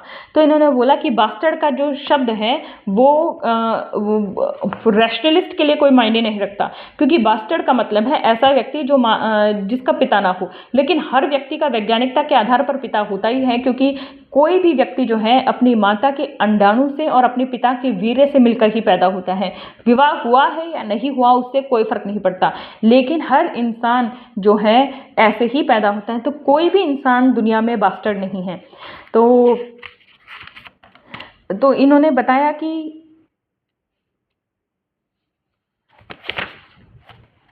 इनकी किसी भी धर्म में आस्था नहीं है। बहुत सारे चमत्कारों का यहाँ वर्णन है। हाँ, हिंदू देवी देवताओं की मूर्तियों का रोना। तो मूर्तियों के रोने के बारे में इन्होंने क्या बताया कि जो लोग मूर्ति बनाते थे वो आँखों को, देवता की आँखों पे मोम लगा देते थे, और अंदर जो है जो फेस होता है देवता का वो खाली होता था। तो जैसे ही मोम पिघलना शुरू होता था गर्मी की वजह से, ऐसे लगता था कि देवताओं की मूर्तियाँ रो रही हैं। तो इस तरह के चमत्कारों से लोगों को मूर्ख बनाया जाता है, उनके पैसे ऐंठे जाते हैं। अब ये योग, पतंजलि के योग सूत्र और सिद्धियों के बारे में बात करते हैं। अद्भुत शक्तियाँ। देखिए, पतंजलि का योग ये काफ़ी मशहूर चीज़ है। पतंजलि का योग, अब ये इसकी भी पोल खोलते हैं। पतंजलि का योग सूत्र है क्या? पतंजलि के योग सूत्र में ये है कि यौन शक्तियाँ जागृत करने के उपाय हैं। कुंडलिनी की व्याख्या की गई है। इसमें एक काल्पनिक चक्रों का जिक्र किया गया है। मूलाधार चक्र जो सबसे नीचे होता है, मूलाधार चक्र, फिर स्वाधिष्ठान चक्र, मणिपुर चक्र, अनाहत चक्र, विशुद्ध चक्र, सहस्त्रार चक्र। और इसमें कहा गया है कि आत्मा परमात्मा से मिलती है, शिव और शक्ति का विलन हो जाता है, ईश्वर से एक रूप हो जाता है। हमारे जो है ऐसी 64 निम्न सिद्धियां और 8 अष्ट सिद्धि जो हैं वो प्राप्त कर लेता है मनुष्य। अब अष्ट सिद्धियों का क्या वर्णन दिया गया है? अनिमा मतलब जितना चाहे आप छोटा हो सकते हैं, महिमा जितना चाहे बड़ा हो सकते हैं जैसे हनुमान जी होते थे, लघिमा जितनी चाहे भारहीन होने की क्षमता, मतलब वजन ही ना हो, गरिमा जितना चाहे भारी होने की क्षमता, जैसे अंगद का पैर भारी होकर जम गया था, प्राप्ति किसी भी दूर वस्तु की स्थिति को हाथ से उठा लेने की क्षमता, पहाड़ वगैरह उठा लेना, प्रकमे इच्छा होते ही किसी वस्तु को प्राप्त करने की क्षमता, प्रकट करवा देना कुछ भी, ईश्वतो वस्तु को निर्माण करने की, अपने अधीन करने की क्षमता, जैसे देवी पार्वती के बारे में कहते हैं कि देवी पार्वती ने अपने शरीर के उपटन के मैल से जो है गणेश को बनाया था। तो इस तरह से वस्तु का निर्माण करना, व्यक्ति और वस्तु को अपने अधीन करने की, यहाँ तक कि मृत्यु पर भी विजय प्राप्त करने की क्षमता करना। यही जो आपने देखा है कि ब्रह्मा की पूजा की जा रही है, विष्णु की पूजा की जा रही है, सीरियल्स में दिखाते हैं, फिर वो मांगते हैं कि हमें जो है मृत्यु पर विजय का वरदान दो। तो इस तरह की चीज़ें, ये सारी बातें काल्पनिक हैं, ऐसी कोई सिद्धियां नहीं होती। माना जाता है कि हनुमान जी के पास अष्ट सिद्धियां थी, लेकिन जैसे ग्रॉक बताता है कि कभी रामायण या महाभारत हुई थी ऐसा कोई प्रमाण नहीं है, ये काल्पनिक ग्रंथ हैं। तो पहले कुंडलिनी योग पर मुझे काफ़ी विश्वास था। सिद्धियों को वश में करने की इतनी इच्छा थी कि मैं 19 वर्ष की उम्र में जगह जगह गुरुओं की खोज में भटका, ऋषिकेश गया, और वहाँ पर जो है मुझे एक प्रशिक्षक मिले जो कहने लगे कि मैं जो है योग सिखाता हूँ। तो उन्होंने कागज के टुकड़े पर ओम लिखना शुरू किया और वो पूजा करने के लिए उस कमरे में गए, और बाद में उन्होंने तीली सुलगाई और ओम पर छुआ। तो सिर्फ सारा कागज जो है नहीं जला, केवल ओम का लिखा हुआ भाग जल गया। तो कहने लगे देखो ओम में कितनी शक्ति है। तब मैंने कमरे में झांक कर देखा तो मैंने देखा कि वो कुछ लगा रहे थे उस पर। तो वो क्या करते थे, योगी चित्र पर कुछ तरल पदार्थ लगा रहा था और जब वो आग लगाता था तो केवल तरल पदार्थ ही जलता था। तो इस तरह से कोई केमिकल का वो यूज़ कर रहा था। तो इस तरह के लोग जो हैं केमिकल का यूज़ करते हैं। उस केमिकल का नाम क्या है, पोटेशियम नाइट्रेट। तो पोटेशियम नाइट्रेट का घोल किसी कोरे कागज पर ऐसे बनाकर फिर उसके बाद जब आप उसमें तीली लगाते हैं तो बाकी का कागज नहीं जलता, पहले पोटेशियम नाइट्रेट जलता है, तो ओम का निशान बन जाता है। ओम मंत्र की व्याख्या, तो ओम मंत्र के बारे में कहा गया है कि ब्रह्मांड इससे बनता है, सब कुछ इससे बनता है, सब कुछ ओम ही है। मनुष्य ही एकमात्र प्राणी है जो प्रकृति का शोषण करता है। ओम असल में स्त्री और पुरुष के मिलन का संकेत देता है। ओम कोई भी ब्रह्मांड का रचयिता या ब्रह्म वाक्य नहीं है। जी, सबसे पहले मनुष्य द्वारा चित्रलिपि का आविष्कार किया गया। उसने गुफाओं में चित्रों को बनाना शुरू किया। ज़्यादातर ये चित्र जो है प्राकृतिक आपदाओं, जंगली जानवरों, पशुओं के भय से थी और जो है बच्चों के जन्म को सबसे ज़्यादा विशिष्ट चीज़ माना गया। बच्चों का जन्म हो, जितने ज़्यादा बच्चे होंगे उतनी ज़्यादा प्राकृतिक आपदाओं से लोग बचे रहेंगे, उतनी ज़्यादा सुरक्षा होगी। मतलब सिक्योरिटी नंबर बढ़ाने की बहुत चाहत थी पहले, और इसलिए स्त्री पुरुष के संगम के रूप में ओम चिन्ह का विकास हुआ। वो चिन्ह सबसे पहले चिन्ह आया, बाद में लिंगम आया। तो इस तरह से ओम का संकेत जो है स्त्री और पुरुष के मिलन का प्रतीक है। वीर्य और अंडों के मिश्रण से गर्भधारण होता है। और अब जो है मनुष्य ने ऐसे ये झूठ बोला गया कि ओम एक ऐसी चीज़ है जिससे पर्वत हटाए जा सकते हैं, नदियाँ सुखाई जा सकती हैं, पता नहीं क्या क्या किया जा सकता है, जबकि एक जो है बार बार ओम के जाप से कोई तिनका तक नहीं हिला सकता, कुछ नहीं हो सकता। जैसे हमें अब पता चल गया कि H2O जल का प्रतीक है, लेकिन बार बार H2O बोलने से आपको जल तो नहीं मिल सकता। जल के लिए तो आपको जल लेना ही पड़ेगा। तो ये बताते हैं कि स्वामी शिवानंद ने डिवाइन लाइफ सोसाइटी का सदस्य में बना और कुंडलिनी योग का मैंने अध्ययन किया। मैंने पाया कि ऐसा कुछ भी नहीं है। जो स्वामी शिवानंद थे वो खुद ही तरह तरह के रोगों से पीड़ित थे। उन्हें दमा था, मधुमेह था, गठिया था, ज़्यादा वजन था, आँखों के उनको रोग थे। तब मुझे लगा कि ये व्यक्ति जो दूसरों को कुंडलिनी जागृत करने का उपाय बता रहा है, इसका खुद का शरीर कितना रोगी है। मैंने उनसे पूछा आप इतने रोगी क्यों हैं, तो उन्होंने बोला कि ये मेरे पूर्व जन्मों का कर्म है और मैं जो है इसको झेल रहा हूँ। तो मुझे उनकी बात जो है बड़े ही विचलित करने वाली लगी कि ये जो दावा करते हैं कि ये इनकी जो नाड़ी है वो मानसिक नाड़ी है और कुंडलिनी जागृत हो सकती है, इन लोगों का खुद के शरीर पर तो बस नहीं है। तो इनका कोई परीक्षण नहीं है, कुछ नहीं किया जा सकता, ये सारी की सारी बातें काल्पनिक हैं। तो जिन्होंने भी कुंडली की शक्ति को जागृत करने का दावा किया था, सबके सब मृत्यु को प्राप्त हुए, सबके सब रोगी हुए। तो चाहे वो शिरडी के साईं बाबा हो, रामकृष्ण हो, विवेकानंद हो, दयानंद सरस्वती हो, राम तीर्थ हो, अरविंदो हो, ये सबके सब लोग रोगी थे और सबके सब लोग जो हैं रोग होके और उससे बने। तो अगर ये इतनी ही कुंडलिनी जागृत कर सकते थे तो अपने असाध्य रोगों का जो है वो क्यों नहीं कर सके? मानसिक नाड़ी द्वारा ये खुद का जो है इलाज क्यों नहीं कर सकते? संतों की मृत्यु के विषय में मैं ये कहना चाहता हूँ कि जब भी मैंने उनसे पूछा कि ये लोग मरते क्यों हैं, तो उन्होंने कहा कि नहीं, संतों की आत्मा तो जीवित है। तो आत्मा तो मनुष्य की भी जीवित है। अगर आत्मा सभी मनुष्यों में है तो अगर आप संत हैं या नहीं हैं, आपकी आत्मा तो जीवित है ही। तो ये जो बात है कि जो है ये कहा जाता कि इनकी आत्मा जीवित है, ये सारी की सारी चीज़ें बकवास हैं। ये कुंडलिनी वगैरह सब चीज़ें बकवास हैं। ध्यान, प्राणायाम, कुंडलिनी योग के अभ्यास में मैंने पाया कि ये आत्म सम्मोहन है, खुद को सम्मोहित कर देना है, ये कुछ नहीं।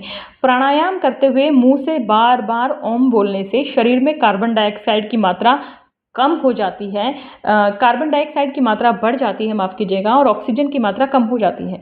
जैसे ही ये होने लगता है तो जिस चीज़ का हम ध्यान कर रहे होते हैं वो चीज़ हमें कई बार नज़र आने लग जाती है, कई बार हमें उसका आभास होने लग जाता है, हम शिथिल पड़ने लग जाते हैं, एक बेहोशी सी होने लग जाती है और इसी बेहोशी को समाधि कह दिया जाता है।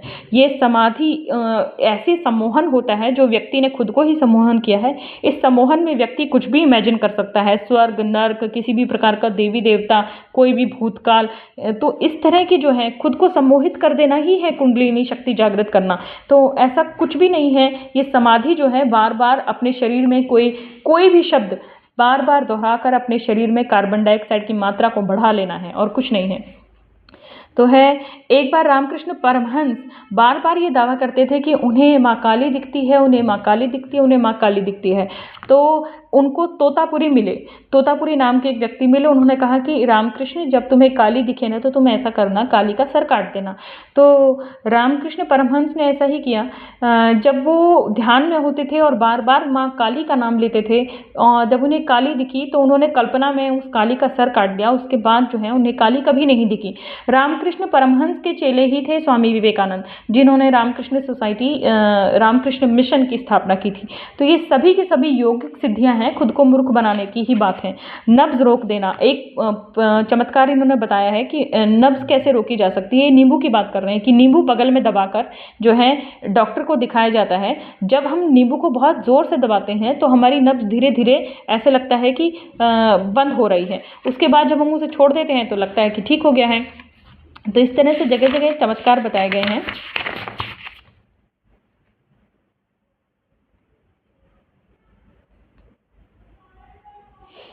हाँ, देखिए, अब इसमें एक प्रदर्शनी का जिक्र है। ये प्रदर्शनी कहाँ पर हुई थी? बम्बई में। और 1968 में हठ योगी थे ALS राव। इन्होंने क्या कहा कि मैं एक चमत्कार दिखाऊंगा, और इस चमत्कार के लिए जो है भारतीय साधु समाज के अध्यक्ष और गृह मंत्री गुलजारी लाल नंदा ये इसका उद्घाटन करने पहुंचे। तो देखिए, बीजेपी पार्टी से जुड़े हुए लोग जो हैं इसी तरह की चीज़ें करते रहते हैं। भारतीय साधु समाज के वो थे अध्यक्ष, और गुलजारी लाल नंदा गृह मंत्री भी होते थे। तो उन्होंने उस चमत्कार को दिखाने के सिस्टम का उद्घाटन किया। असल में ये व्यक्ति, जिसका नाम है LS राव, ये जो है प्रतिद्वंदी था सत्य साईं बाबा का। तो सत्य साईं बाबा ने इसके चमत्कार को रात को ही नष्ट कर दिया। ये क्या क्या दावा करता था कि मैं पानी पर चल सकता हूँ। तो एक पानी का टैंकर बनवाते हैं जिसमें एक अदृश्य जो है अदृश्य शीशे की कुछ परत लगाई हुई थी, जिससे जब आराम से व्यक्ति शीशे पर चल सकता है और लोगों को ये लगे कि ये टैंक पर चलता है। तो आप देखिए कि पानी पर चलने का ढोंग करने वाले समुद्र में क्यों नहीं चलते, नदियों में क्यों नहीं चलते, वो कोई ना कोई सिस्टम बनाएंगे, उस पर क्यों चलेंगे। असल में सत्य साईं बाबा के गुर्गों ने क्या किया कि रात को जो पानी के टैंक के अंदर जो वो शीशे की दीवार है, जिससे दिखता नहीं है, जिससे पता नहीं चलता कि ये दीवार है, क्या ऐसा लगता है पानी है, उसको तोड़वा दिया। तो जैसे ही ये बाबा ने उस टैंक में पैर रखा, वो पानी के अंदर गिर गए। तो इस तरह से सत्य साईं बाबा ने इनका जो है हठ योगी की चमत्कार की वो कर दी। तो ये चमत्कार देखने के लिए लोगों ने बहुत सारे पैसे दिए थे, बम्बई के लोगों ने। और उसके बाद जो है लोगों को, हठ योगी बाबा को, लोगों को उनके पैसे तक वापस करने पड़े। तो इसलिए डॉक्टर कुंवर ने पानी में चलने वाले खेल के रहस्य का पता लगा लिया। उन्हें पता चल गया कि चौपाटी पर ये जो ड्रामा किया गया था, इस ड्रामे के नीचे, टैंक के नीचे एक शीशे की दीवार थी जो रात को तोड़वा दी थी सत्य साईं बाबा के लोगों ने। तो इस तरह के चमत्कार, इस तरह के ढोंग करने की बात करते हैं। ये देखिए, बड़ा इम्पोर्टेंट है, भारत में ईसाई धर्म कैसे आया। तो भारत में ईसाई धर्म कैसे आया? केरल के नंबूदार में जो है, केरल में संत थॉमस आए आज से 1100 साल पहले। सेंट थॉमस ने देखा कि यहाँ पर कुछ केरल के ब्राह्मण जो हैं अपने पितरों को पानी दे रहे हैं। तो वो कहते हैं कि तुम अपने पितरों को पानी दे रहे हो, वो पानी तो नीचे गिर रहा है, पितरों तक पहुँच तो रहा नहीं है, क्योंकि तुम्हारे ईश्वर सच्चे नहीं हैं। हमारा ईश्वर जो है, जीसस जो है, सच्चे हैं। तो मैं तुम्हें दिखाता हूँ कि पितरों को पानी कैसे दिया जाता है, मैं तुम्हें चमत्कार दिखाता हूँ, तुम ईसाई धर्म स्वीकार कर लेना। तो उसने एक ऐसा लोटा लिया हुआ था सेंट थॉमस ने, जिसमें 2 जगह थी, एक गुप्त जगह भी थी। मतलब जैसे ये पानी यहाँ पर है, इस पानी के अंदर कुछ और भी जगह हो, जिससे हिलाने से पानी कहीं और चला जाए और ऊपर से देखने से लगे कि वो खाली हो गया है। तो उन्होंने उस लोटे को ऐसे हिलाया, जैसे प्रॉप्स का इस्तेमाल करके भी जो है इस तरह के चमत्कार दिखाए जाते हैं। तो लोटे में से पानी गायब हो गया। तो उस समय जितने भी ब्राह्मण थे, उन्होंने केरला में ईसाई धर्म स्वीकार कर लिया। देखिए केरला के जो ये 1100 साल पहले जो ईसाई धर्म स्वीकार किए थे, इन ब्राह्मणों ने अपना जातिगत अभिमान कभी नहीं छोड़ा। तो बाद में जो लोग ईसाई बने थे उनके साथ ये लोग जातिगत भेदभाव करते हैं। इसलिए आप में से बहुत लोग ट्विटर पर लिखते हैं, एक्स पर सवाल करते हैं, बहुत सारे लोग बोलते हैं दलित क्रिश्चियन क्या होते हैं। दलित क्रिश्चियन यही है कि जो पहले ईसाई बने थे, उन्होंने जो ब्राह्मण ईसाई बने थे वो अपने आप को ऊंचा समझते हैं, और जो बाद में दूसरे हिंदू लोग या SC ST OBC कम्युनिटी के लोग जो ईसाई बने थे उनको नीचा समझा जाता है। तो ईसाइयत में तो जातिवाद है ही नहीं, लेकिन हिंदुओं से जो भी कन्वर्ट होकर दूसरे रिलीजन में जाता है वो अपने साथ जाति लेकर जाता है। विशेष तौर पर जो ऊंची जाति के लोग हैं वो अपनी जाति लेके जाते हैं और वो ही भेदभाव करते हैं दूसरों के साथ। तो इसी तरह से ईसाइयत में और इस्लाम में जाति आ गई। इस्लाम और ईसाइयत में जाति धर्म का हिस्सा नहीं है, समाज का हिस्सा है, लेकिन हिंदू में धर्म का हिस्सा है। तो इस तरह से अफ्रीका वासी कैसे ईसाई बने, बड़ा इंटरेस्टिंग है। अफ्रीका के ओझा कबीले वाले यूरोप आक्रमणकारियों से गोलियों से बचने में असफल रहे थे। तो अफ्रीका में जो ओझा थे, जो नॉर्मल लोग थे, वो वहाँ के जो ओझाओं के पास जाते थे कि हमें बचाओ, ये जो यूरोप के लोग हैं गोलियां तक चला देते हैं और ये हमें इसका इलाज नहीं आता। तो वहाँ पर जो है एक ईसाई पादरी पहुँचता है और बोलता है कि मैं आपको ऐसा जादू दिखाता हूँ कि आप गोलियों से बच सकते हो। तो उसने क्या किया, उसने एक बंदूक में गोली और कुछ रसायन भर दिया जिससे आवाज़ बहुत ज़्यादा होती है लेकिन चोट नहीं लगती, मतलब किसी को गोली नहीं लगती। तो उसने ऐसी एक गोली मार के दिखाई, जब किसी को चोट नहीं लगी तो इस वहाँ के अफ्रीका के लोग जो हैं ईसाई बन गए। तो इस तरह से चमत्कार दिखा दिखा के जो है ईसाइयत फैली है। इसी तरह से हिंदुओं में भी देखिए, मेहंदीपुर बालाजी हूँ, सालासर बालाजी हूँ, या फिर जो है एक और है श्याम बाबा। राजस्थान के 3 प्रमुख मंदिरों में ये दावा है कि नीचे से मूर्तियां निकली हैं, ज़मीन से मूर्तियां निकली हैं। जब भी किसी व्यक्ति को मंदिर का निर्माण करवाना होता है और उसे मंदिर बिजनेस चलाना होता है तो वह दावा करना शुरू कर देता है कि कोई देवता सपने में आया और फलाने देवता ने फलानी जगह का नाम लिया है कि वहाँ से मूर्ति मिलेगी। अब होता क्या है, ये लोग करते क्या है, ज़मीन में गड्ढा खोदकर वहाँ पर बंगाली चने की दाल डाल देते हैं, बंगाली चने, और एक मूर्ति गाड़ देते हैं। बंगाली चने की दाल बहुत तेज़ी से फूलती है। तो जब ये लोगों के साथ उस बताए हुए नियत स्थान पर पहुँचते हैं कि यहाँ पे मूर्ति मिलेगी, मुझे सपना आया था, तो वो मूर्ति धीरे धीरे बंगाली चने की दाल फूलने की वजह से ऊपर आती हुई दिखती है और ऐसा लगता है कि यहाँ से मूर्ति निकली है। सालासर धाम में तो वो ऊंट गाड़ी भी संभाल कर रखी गई है, या बैलगाड़ी जो भी है उसका हिस्सा संभाल कर रखा गया है कि जिससे वो हनुमान जी की मूर्ति प्रकट हुई थी। तो मूर्तियां प्रकट नहीं होती, मूर्तियां हमेशा चालाकी से, किसी न किसी चालाकी से डाली जाती हैं ज़मीन में और फिर दावा किया जाता है कि वो प्रकट हुई थी। इसी तरह से राम जन्मभूमि दिखाने के लिए बाबरी मस्जिद में चुपके से मूर्तियां रखी गई थी। ये वाली बात भी जो है इतिहास में दर्ज है। सत्य साईं बाबा के चमत्कार, खाली झोले से वस्तुएं निकालना, तो ये तो बड़ा सिंपल है, आप भी समझ गए होंगे कि झोले में अंदर ही एक गुप्त जेब है और उस जेब से चीज़ें निकाल कर दिखाते हैं। जब झोले को उल्टा करके झड़काते हैं तो ऐसा लगता है कि झोले में कुछ नहीं है, लेकिन अंदर ही अंदर चेन लगी हुई एक गुप्त जेब है। तो सत्य साईं बाबा के चमत्कारों से तो भरा पड़ा है। ये मैं सारा कुछ इसलिए नहीं बता सकती हूँ, बहुत ज़्यादा चमत्कार हैं, 150 चमत्कारों का इन्होंने वर्णन दिया है। अच्छा, गिलास को ढककर उल्टा करने पर पानी न गिरना, इसमें बताया गया है कि जब बहुत मोटा कागज़, बहुत मोटा गत्ते जैसा कागज़ गिलास पर रखा जाता है तो उल्टा किया जाता है तो कई बार हवा के दबाव से पानी नहीं गिरता, बस उसको भोले भाले लोगों को इस तरह से बेवकूफ़ बना दिया गया है।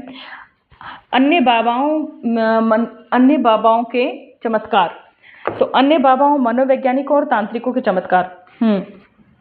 अब एक देखिए, ये बता रहे हैं कि महाराष्ट्र में, मुंबई में मैं एक था तो एक युवक ने मुझसे संपर्क किया और कहा कि मेरी मदद करो, मेरी छोटी बहन की शादी नहीं हो रही है और मेरी माँ को एक तांत्रिक बेवकूफ़ बना रहे हैं, लेकिन मुझे अच्छे से पता है कि ये कुछ ना कुछ कर रहा है, लेकिन क्या कर रहा है मुझे समझ में नहीं आ रहा।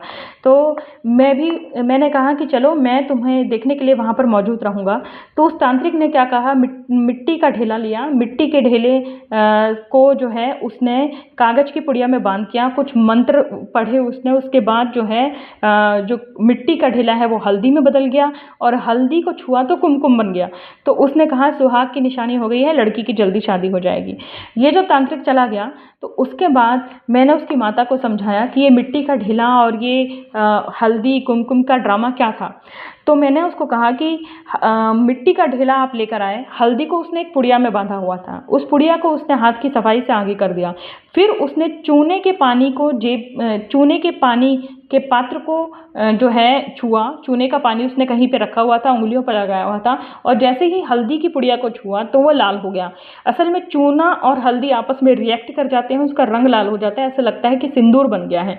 तो मैंने उस व्यक्ति की माँ को समझाया कि आप इन चक्करों में मत पड़े, ये बाबा सब झूठे हैं, लड़की को अपनी मनपसंद से अपना वर चुनने दें और जाति और धर्म का बंधन ना रखें, तो इसकी कहीं ना कहीं शादी हो जाएगी और बिना दहेज के हो जाएगी।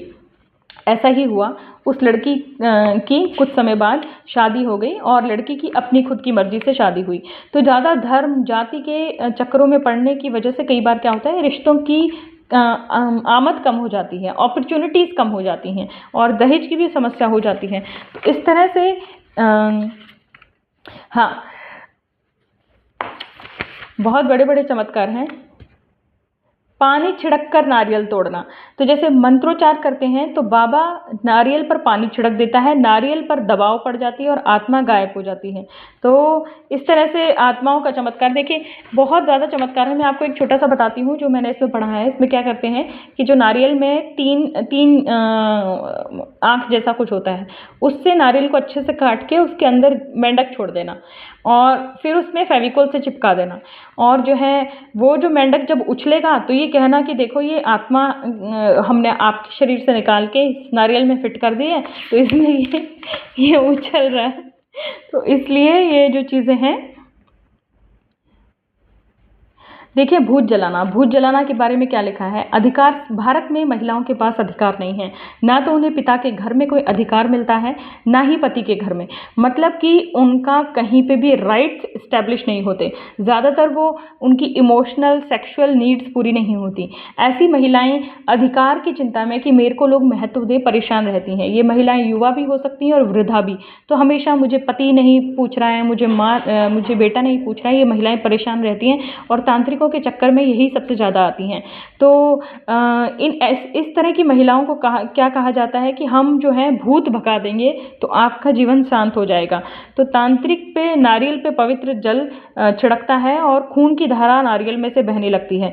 तो इसमें भी ये कहा गया है कि नारियल के अंदर की जटाएं हटाकर सोडियम धातु एक बड़ी सिरिंज से पोटेशियम परमांगनेट और पानी और मोम, इन चीज़ों के इस्तेमाल से जो है ये चमत्कार किया जा सकता है।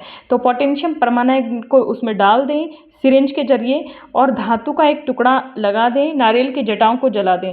तो नारियल को दर्शक के शरीर से कुछ दूरी पर रखें, मंत्रोच्चार करें और अचानक जोर से धमाका होगा। मतलब पोटेशियम परमांगनेट की वजह से जो है पानी छिड़कने पर उसमें धमाका होगा। तो आप कह सकते हैं मतलब कि ये चमत्कार हो गया है।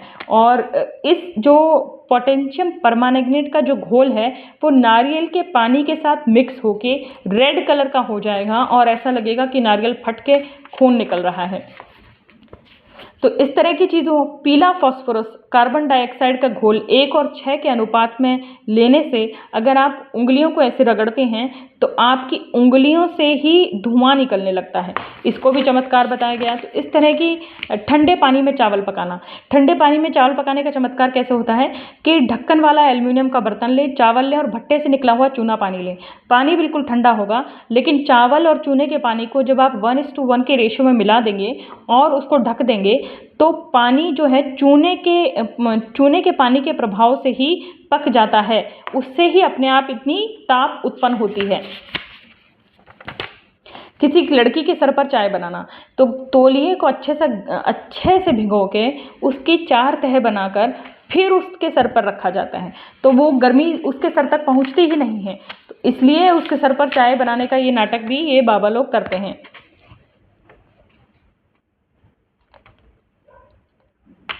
हाँ, अब ये कैसे बेवकूफ़ बनाया गया है यूरी जेलर नाम के मशहूर तांत्रिक ने।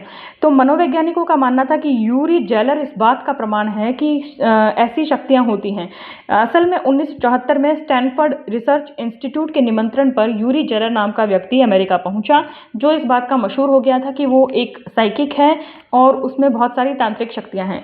अमेरिका हमेशा उस समय कोल्ड वॉर की सिचुएशन में था और रूस से जीतना चाहता था, तो कोई मौका ऐसा नहीं छोड़ना चाहता था कि उसका ना हो। तो पैरासाइकोलॉजी डिपार्टमेंट खोला गया और ये जादूगर का पर्दाफाश ऐसे हुआ कि ये व्यक्ति कितना अजीब चमत्कार दिखाता था कि घोड़े की जो आंखें होती हैं, क्योंकि घोड़े का मुंह ऐसा होता है, तो एक आंख उसकी इस तरफ होती है, एक आंख उसकी इस तरफ होती है, वो दो चीज़ें एक साथ देख ही नहीं सकता। तो उसमें घोड़े को इस तरह से ट्रेन कर दिया जाता था कि वो चल के कुछ अक्षरों को चुने। तो इस तरह से घोड़ा कुछ अक्षरें चुनता था, तो उन अक्षरों को जोड़ तोड़ के अपना ही कोई मैसेज बना के कह देता था कि ये मैसेज निकला है। इसके अलावा इसने कहा कि मैं टेलीपैथी का इस्तेमाल कर सकता हूँ। एक बार इसने दावा किया कि फलानी पनडुब्बी जो में फलाना कैप्टन फलानी मुश्किल में है।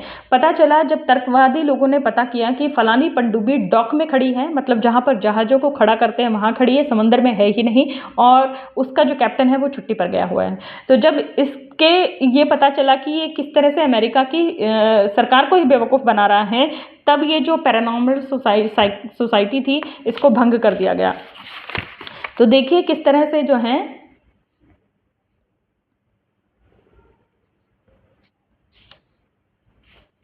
अच्छा, पेंटाकोस्टल के बारे में बताया गया है।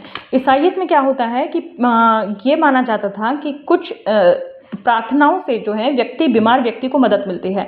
अब कोई भी व्यक्ति किसी दूसरे व्यक्ति को केवल प्रार्थना के दम पर नहीं ठीक कर सकता, लेकिन ये माना जाता था कि प्रार्थना करने से ठीक हो सकते हैं। इसका बिगड़ता हुआ रूप ये हो गया कि कुछ लोग ये दावा करने लगे कि जो पादरी है उसमें ही कुछ अलौकिक ताकतें हैं। तो ये क्या करते हैं, गूंगे बहरे अंधों को स्टेज पर बुलाकर ये कहते हैं कि ये देख सकते हैं, सुन सकते हैं। ये सारे के सारे नाटक होते हैं। आपने सुना ही होगा कि पंजाब में पास्टर बजिंदर या बलजिंदर जो भी है इस तरह के नाटक करते रहते हैं। लंगड़े को चलाने वाली बात भी बहुत ही बकवास है। तो इन्होंने बताया कि जूते में पहले ही कुछ चीज़ डाल दी जाती है जिससे लगता है कि उसके पैर आपस में बैलेंस में नहीं है। बाद में वो जूता निकाल दिया जाता है, पैर खींचने का नाटक किया जाता है और इस तरह से लंगड़े व्यक्ति को चलाकर दिखा दिया जाता है।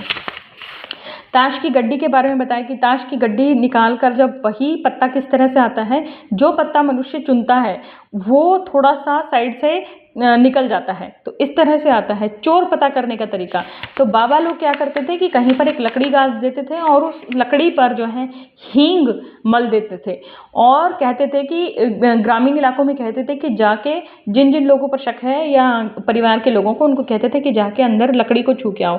तो जो चोर होगा उसके मन में पहले से ही चोर होगा, तो वो लकड़ी नहीं छुएगा, तो केवल उसके हाथों से हींग की खुशबू नहीं आएगी। तो इस तरह से बाबा ये दिखाते थे कि हमने जो है चोर को पकड़ लिया। हाँ, ये देखिए बहुत महत्वपूर्ण है, महिलाओं का किस तरह से शोषण हो रहा था, होता आया है, इसके बारे में है।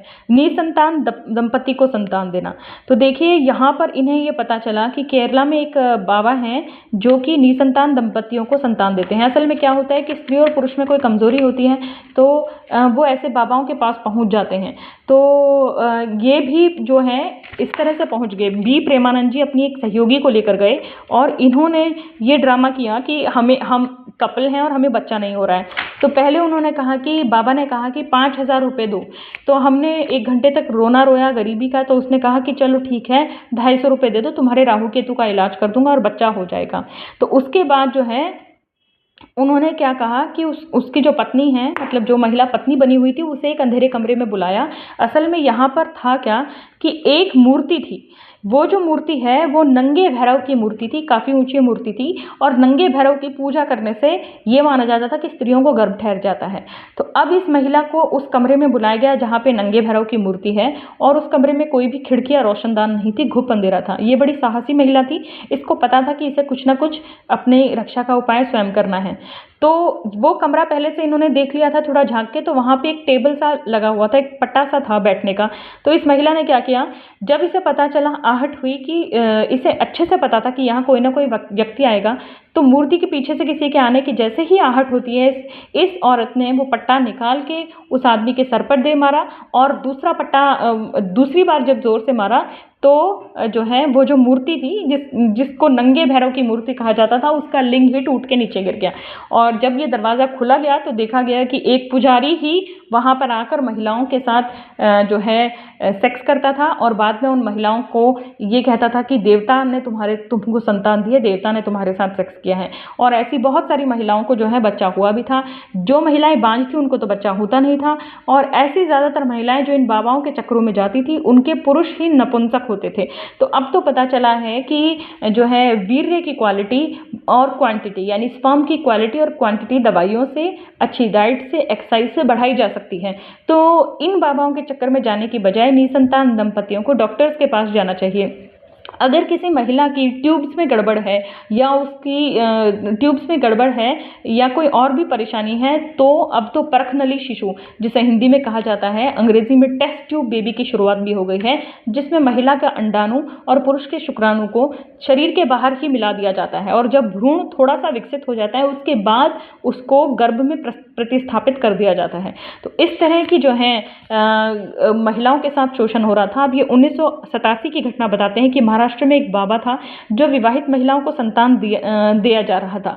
ये ज़्यादातर महिलाएं जिन्हें बाबा के आशीर्वाद से संतान होती है, ये ज़्यादातर बाबा के ही वजह से गर्भवती होती हैं। तो जब मैंने महाराष्ट्र में हेतुवादी संस्था यानी रैशनल सोसाइटी की स्थापना की और अंधश्रद्धा निर्मूलन समिति ने इन पीड़ित महिलाओं से संपर्क किया, तो ये ज़्यादातर महिलाएं शर्म की डर से और ये बात बताने के लिए तैयार नहीं हुई। तब मैंने उन्हें कहा कि नहीं, हम ऐसा महाराष्ट्र में नहीं होने देंगे। और मैंने उनको पूरी तरह से आश्वस्त दिया कि उनकी पहचान गुप्त रखी जाएगी, बस वो पुलिस में शिकायत करें। उन महिलाओं ने शिकायत की और इस तरह के बाबा को पकड़कर गिरफ्तार कर लिया गया। तो इस तरह से अब ये सबरीमाला में भी जिक्र करते हैं कि सबरीमाला में अयप्पा एक ऐसा भगवान है जिसे स्त्रियों से नफरत है और वो विष्णु और शिव के मिलन से उत्पन्न हुए हैं। देखिए कितनी अश्लील कहानियां होती हैं। असल में अयप्पा है कौन? शिव ने विष्णु के साथ संभोग किया। विष्णु ने जब मोहिनी रूप धारण किया था समुद्र मंथन के समय, तो शिव उसे देखकर मोहित हो गए। जब उसके साथ संभोग किया तो अयप्पा भगवान उत्पन्न हुए। अयप्पा भगवान ब्रह्मचारी भगवान माने जाते हैं और इसकी वजह से वो स्त्रियों को पसंद नहीं करते और सबरीमाला मंदिर में स्त्रियों का प्रवेश वर्जित है। और ऐसी स्त्रियों का प्रवेश वर्जित है जो गर्भ धारण करने की क्षमता रखती हैं, यानी कि 8 वर्ष से ऊपर की कन्या और जो है 60 वर्ष तक की महिला उस मंदिर में प्रवेश नहीं कर सकती। लेकिन पत्नी और बच्चों के नाम पर मंदिर बने हैं। तो ये किस तरह का है कि अयप्पा भगवान खुद ब्रह्मचारी हैं, लेकिन अयप्पा भगवान के बच्चों के नाम पर भी आगे मंदिर बने हुए हैं। तो इस तरह का जो है फ्रॉड पे फ्रॉड चलता ही रहता है। तीखी मिर्ची खाना, एक चमत्कार ये है कि कोई बाबा तीखी मिर्ची खाकर दिखा रहा है, तो ये क्या कहते हैं कि जैतून का तेल होता है, ऑलिव ऑयल को मुंह में अच्छी तरह से कुल्ला कर लें, आपकी जीभ ऐसी नम हो जाएगी, उसके बाद आप मिर्ची खा सकते हैं, उसका कुछ फर्क नहीं पड़ेगा, मतलब जलेगा नहीं। तो इस तरह से इन्होंने बहुत सारी जो है चमत्कारों की पोल खोली है। पूरे 150 चमत्कार हैं। इन्होंने शकुंतला देवी के चमत्कार का भी पोल खोली। शकुंतला देवी, जिसे ह्यूमन कंप्यूटर कहा जाता है, उसमें कोई भी विशेष मानसिक शक्ति नहीं थी। असल में होता क्या है कि कोई भी डिजिट आपको दी जाए, मान लीजिए आपको 5 अक्षरों की कोई डिजिट दी जाती है, जैसे 67542 का इसमें जिक्र है, तो उस 5 डिजिट का सबसे बड़ा अक्षर क्या हुआ? 99,999। अब वो महिला करती क्या थी, अपने दिमाग में तेजी से हर डिजिट पे 3 ऐड कर देती थी ताकि उसे जो है उसका अंदाजा, ये थोड़ा टिपिकल है, मुझे इतना समझ में नहीं आया शकुंतला देवी वाला, लेकिन आप इस पुस्तक को मंगाएंगे तो पढ़ सकते हैं। तो मतलब कोई चमत्कार नहीं था। ये चैप्टर बहुत इंपॉर्टेंट है, राष्ट्रीय एकता और समाजवाद। तो राष्ट्रीय एकता और समाजवाद, ये इस पुस्तक में बहुत सारी ऐसी बातें कही गई हैं जिसे मैं पढ़कर सुनाना ज़्यादा पसंद करूंगी। तो भारत एक धर्मनिरपेक्ष राष्ट्र है जहाँ पर विभिन्न धर्मों के, भाषाओं के लोगों को सद्भाव और शांति से रहने की ज़रूरत है। हमारे शिक्षण संस्थाओं को देखें तो यहाँ पर सभी संप्रदायों के लोग आते हैं, लेकिन वो एक दूसरे से नफरत नहीं करते। पड़ोसी भी हमारे अलग अलग धर्म जाति के होते हैं जो एक दूसरे के त्योहारों में जाते हैं। कोई भी किस्म की कट्टरता नहीं है। कट्टरता लेके आते हैं नेता, धार्मिक नेता, और ऐसे नेता जो समाज में सांप्रदायिक दुराव पैदा करके जो है सर्वनाश करना चाहते हैं, हत्याएं करवाते हैं ताकि वो सत्ता में बने रह सकें। स्वतंत्रता प्राप्ति के पश्चात भारत में अल्पसंख्यक होने के नाते मुसलमानों ने सोचा कि अगर हमारे को अलग देश मिल जाएगा तो हमें सारी समस्याओं का समाधान हो जाएगा। 1947 में भारत और पाकिस्तान के विभाजन हुआ। हिंदू मुसलमानों के बीच में ऐसा खून खराबा हुआ क्योंकि दोनों ही एक दूसरे को अपने अपने देश से भगा देना चाहते थे। दोनों देशों में जिसकी लाठी उसकी भैंस वाली कहावत चरितार्थ हो गई। पाकिस्तान के लोगों को प्रगति और शांति नहीं मिली, क्योंकि पाकिस्तान ने यह साबित कर दिया कि धर्म के आधार पर कोई भी राष्ट्र सुख और समृद्धि नहीं प्राप्त कर सकता। इस्लाम में भी कई फिरके हैं। इस्लाम के प्रमुख संप्रदाय हैं शिया, सुन्नी, अहमदिया, सूफी, मुजाहिद और जिन।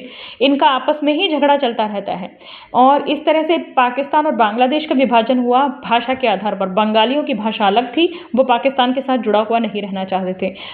दोनों ही देशों में धार्मिक हत्याओं का और राजनीतिक हत्याओं का सिलसिला जारी रहता है और दोनों ही देशों में जो है फौजी सरकार सत्ता में आई। तो प्रत्येक धर्म के कट्टरपंथी पूरा प्रयास करते हैं कि उनके धर्म को और भगवान पर कोई भी जो है प्रश्न न उठाए। स्वार्थपूर्ति में ये लोग लगे रहते हैं। पंजाब, असम, बंगाल और खालिस्तान, बोडोलैंड इस तरह के राज्य मांगते रहते हैं। उग्रवादी, आतंकवादी, नक्सलवादी रुख अपनाते रहते हैं। तो धर्म के आधार पर, भाषा के आधार पर बांटने पे आए तो देश बंटता ही चला जाएगा, बंटता ही चला जाएगा। तो हिंदू कट्टरपंथियों की बात की गई है कि हिंदू कट्टरपंथियों राजनीतिक लाभ के लिए समाज को हमेशा तोड़ने की कोशिश करते रहते हैं। वो मंदिरों का निर्माण करने के लिए आतंकवाद, डर का सहायता लेते रहते हैं। वो चीख चीख कर बार बार कहते हैं कि मुसलमान आक्रमणकारी आए, मुसलमान आक्रमणकारी आए, लेकिन वो ये सच नहीं बताना चाहते कि यहाँ के जितने भी मुसलमान हैं वो पहले तो हिंदू ही थे और बार बार जो है भारत में प्रताड़ित होने की वजह से वो मुसलमान बन गए या फिर कोई सत्ता के प्रभाव में भी मुसलमान बन गए। तो इतना ज़्यादा दुर्भावना नहीं रखनी चाहिए। भारत में प्रथम आक्रमणकारी अगर माना जाए तो आर्य संस्कृति के लोग थे जो भारत में आए। उन्होंने वर्णाश्रम का सिद्धांत दिया और भारत के मूल लोगों को उन्होंने शूद्र घोषित कर दिया और इस तरह से यहाँ पर भी पीड़ित किया। तो धर्म के आधार पर भारत का विभाजन हो जाने के बाद भाषा के आधार पर जो है राज्यों का विभाजन हो गया, लेकिन फिर भी अलग अलग राज्यों के लिए आंदोलन छिड़ते ही रहते हैं। तो भारत में समाजवाद की बहुत आवश्यकता है। जितनी भी सरकारें हैं वो निजी संपत्ति को क्षति पहुंचाती हैं, धर्म के नाम पर झगड़ा लगवाती हैं। तो राष्ट्रीय एकता को बनाए रखने की जरूरत है ताकि जो है ऊंच नीच, गरीब अमीर का भेदभाव खत्म हो सके। हमारे संविधान के अनुसार भारत एक विशिष्ट समाजवादी धर्मनिरपेक्ष प्रजातंत्र राष्ट्र है, पर संविधान में ऐसा कह देने से कि भारत में समाजवाद नहीं आ सकता। प्रत्येक नागरिक के लिए 6 आवश्यकताओं की पूर्ति होनी चाहिए जब समाजवाद आ सकता है। तो हम भारत के संविधान में तो लिख दिया कि समाजवाद है, लेकिन समाजवाद ऐसे नहीं आएगा। समाजवाद के लिए हर बालक को मनचाही शिक्षा देनी चाहिए। शिक्षा ग्रहण करने के बाद हर किसी को रोजगार, प्रत्येक परिवार को घर मिलना चाहिए, प्रत्येक व्यक्ति को स्वास्थ्य संबंधी सुविधाएं मिलनी चाहिए, वृद्ध, रोगी और अपंगों की देखरेख होनी चाहिए और सभी को न्याय और कानून की सुविधा मिलनी चाहिए। फिलहाल ऐसा भारत बन रहा है जिसमें सांप्रदायिकता बढ़ती जा रही है और प्रभावशाली लोगों का एक छत्र राज्य है। तो अमीर लोग अमीर होते जा रहे हैं, गरीब लोग गरीब होते जा रहे हैं। हजारों वर्षों से हम लोग पूजा करते आ रहे हैं, लेकिन उसका क्या परिणाम हुआ? अमीर अमीर ही है, गरीब गरीब ही है। हम जानते हैं कि सृष्टि का सृजन ईश्वर ने किया है और हम ईश्वर की संतान हैं, तो प्रत्येक बालक को ईश्वर की संपदा का बराबर हक क्यों नहीं है? ये कह रहे हैं कि जब सबको ईश्वर ने बनाया है तो समाजवाद तो होना ही चाहिए, सबको संपत्ति पर बराबर का हक होना चाहिए। कम से कम मूलभूत संपत्ति पर, बेसिक नेसेसिटीज, एजुकेशन, हॉस्पिटल, न्याय व्यवस्था, जस्टिस, फ्रीडम, इक्वालिटी, ये सब तो मिलनी ही चाहिए। यानी कि लिबर्टी, इक्वालिटी, फ्रेटर्निटी, ये सब तो मिलनी चाहिए। मानव द्वारा अपने प्रतिरूप में ईश्वर की कल्पना। आप कोई भी धार्मिक ग्रंथ उठाकर देख लें, आपको कभी ऐसा नहीं लगेगा कि ईश्वर जो है बिल्कुल शून्य से आ गए। हमेशा कोई ना कोई सिद्ध पुरुष ईश्वर के बारे में बताता है। बाइबल आई, कुरान आई, गैब्रियल आया, हज़रत मोहम्मद तक पहुंची और हज़रत मोहम्मद गैब्रियल से शिक्षा लेते हैं। हज़रत मोहम्मद से कभी शैतान बात करता है, कभी गैब्रियल बात करता है। तो इस तरह से ईश्वर परिपूर्ण है, तो उसे दूसरों की ज़रूरत क्यों है? वो किसी पैगंबर की उसे ज़रूरत क्यों है? वो सब कुछ हमारे दिमाग में अपने आप ही क्यों नहीं डाल देता? पहले हम नरभक्षी थे, फिर उसके बाद जो है हम धीरे धीरे, ये इसमें दोबारा वही बताया गया है कि पहले जो है हमने अपने पितरों की पूजा शुरू की, उसके बाद जो है हमने शुरू की प्राकृतिक देवताओं की, फिर स्त्रियों की पूजा शुरू की, उसके बाद जो है हमने स्त्री और पुरुष के संगम की पूजा शुरू की। और पूजा स्थल की मूर्तियों को देखें तो पंडितों का दावा है कि वो मूर्तियों में जान डाल सकते हैं, तो वो किसी मुर्दे में जान क्यों नहीं डालते थे? तो इस तरह से इन्होंने ये बात की है कि पुजारी भगवान के नाम पर सिर्फ रिश्वत लेते रहते हैं। अमीर और प्रभावशाली लोगों को वो सबसे पहले दर्शन का हक देते हैं। एक स्वर्गीय CP रामास्वामी अय्यर ने पता लगाया कि भारत में जो मंदिरों में हुंडी है उसका 60% धन जो है पुजारियों की ही कोष में जा रहा है। जीवन तो अदृश्य है, भगवान भी अदृश्य है, तो हमें अगर भगवान को देखा है महसूस नहीं किया जा सकता तो उसके नाम पर हम क्यों मंदिरों की हुंडियां भर रहे हैं। पुजारी भगवान की मूर्तियों से खेलते हैं, बाद में उन मूर्तियों को सलाखों के पीछे बंद कर देते हैं, मतलब रात को मंदिर बंद कर देते हैं। क्या भगवान के भाग जाने का डर है? निष्कर्ष, अब हम विज्ञान और बनाम चमत्कार के निष्कर्ष पर पहुंच रहे हैं। जब तक सरकार अपनी शिक्षा नीति में परिवर्तन नहीं लाती, देश में वैज्ञानिक दृष्टिकोण को बढ़ावा नहीं देती, विज्ञान और प्रकृति के विषय में लोगों को अच्छे से नहीं समझाती, तब तक लोग अंधविश्वासी बाबाओं के चमत्कारों में आते ही रहेंगे। पढ़े लिखे लोग भी इनके बाबाओं के चमत्कारों में आते रहते हैं। लोग तब तक इन चमत्कारों पर विश्वास करते हैं तब तक कि किसी बाबा का पर्दाफाश नहीं हो जाता। जब एक बाबा का पर्दाफाश हो जाता है तो वो दूसरे बाबा के पीछे चले जाते हैं। 1981 में महाराष्ट्र में जो है सतारा में मिठाई बाबा का पर्दाफाश हुआ था, जो पुणे विश्वविद्यालय में परो मनोविज्ञान उनका आविष्कार कुछ वैज्ञानिकों द्वारा किया गया। तो जैसा कोई बाबा आविष्कार करता है वैज्ञानिक वैसा ही आविष्कार करके दिखा देते हैं, क्योंकि ये ज़्यादातर जो है धोखाधड़ी में होते हैं। ऐसा नहीं है कि भारत में इसके खिलाफ कानून नहीं है। बाबा किसी को बेवकूफ़ बनाएं, इसके खिलाफ बहुत सारे कानून बने हुए हैं। धोखेबाज लोगों के खिलाफ कानून बने हैं। CPC की धारा 420 धोखाधड़ी के मामलों में लगाई जा सकती है। मेडिकल काउंसिल एक्ट घोषित करता है कि कोई भी व्यक्ति चिकित्सा का दावा नहीं कर सकता जब तक कि उसने डॉक्टरी की परीक्षा उत्तीर्ण न की हो, मेडिकल काउंसिल में रजिस्टर न करवा लिया गया हो। हमारे पास मेडिकल प्रैक्टिशनर एक्ट है, जिसके अंतर्गत नकली डॉक्टरों, ओझाओं, बाबाओं के खिलाफ कार्रवाई की जा सकती है। हमारे पास मेडिकल रेमेडीज ऑब्जर्वेशनल एडवर्टाइजमेंट, चमत्कारी इलाज के आपत्तिजनक विज्ञापन के विरुद्ध भी एक धारा है। लेकिन उपभोक्ता संरक्षण कानून भी हैं, मोनोपोली रिस्ट्रिक्शंस एक्ट भी हैं, ट्रेड प्रैक्टिसेस एक्ट भी हैं। ऐसे लाखों तरह के हमारे पास ऐसे कई सौ तरह के हमारे पास कानून हैं। लेकिन इससे फ़र्क क्या पड़ता है जब देश के राष्ट्रपति, प्रधानमंत्री संविधान की शपथ लेकर संविधान की रक्षा करने वाले, कानून की रक्षा करने वाले भी ऐसे बाबाओं के आसपास मंडराते हुए नजर आते हैं वोटों के चक्कर में। तो इसलिए जो है हमारे पास प्रेस काउंसिल एक्ट भी है। अगर कोई प्रेस के जरिए ऐसे बाबाओं का प्रचार करता है तो हम किसके पास जाएं? प्रेस काउंसिल एक्ट, प्रेस ही ऐसे लोगों के खिलाफ जो है बात करने के बजाय इनको बढ़ावा देती है। सत्य साई बाबा बहुत ही प्रभावशाली व्यक्ति थे। 1981 में हमने जनवरी 1981 में हमने उनकी तरफ मार्च करना शुरू किया कि हम इनके सभी प्रयोगों का भंडाफोड़ कर सकते हैं, हमें मौका दिया जाए। लेकिन सरकार ने ही हमें घेर लिया और बाबा को ही सुरक्षा प्रदान की। उन्होंने धारा 144 लगा दी और हमें घेर लिया ये कह के कि आपकी वजह से बाबा के भक्त भड़क सकते हैं। तो इस तरह से सरकारें ऐसे ढोंगी बाबाओं को संरक्षण प्रदान करती हैं और जो लोग शोध के आधार पर वैज्ञानिक बुद्धि को बढ़ावा देना चाहते हैं उन्हीं का विरोध करती हैं। जब तक सब लोग मिलकर इस तरह के बाबाओं के खिलाफ आपराधिक कानून बनाने की मांग नहीं करते या जो कानून बने हुए हैं उन्हें सख्ती से लागू करने की मांग नहीं करते, लोगों के साथ शोषण होता रहेगा।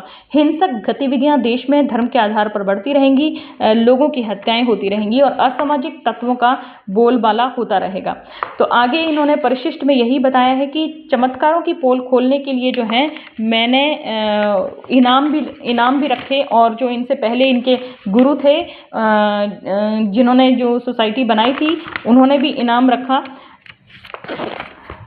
कोई भी सामने नहीं आया ये इनके विरुद्ध कि भाई मैं आपसे करता हूं। तो देखिए परिशिष्ट 5 में दिखाया गया है कि बी प्रेमानंद जी ने कितनी पुस्तकें प्रकाशित करवाई हैं। तो बहुत सारी पुस्तकें इन्होंने प्रकाशित करवाई हैं।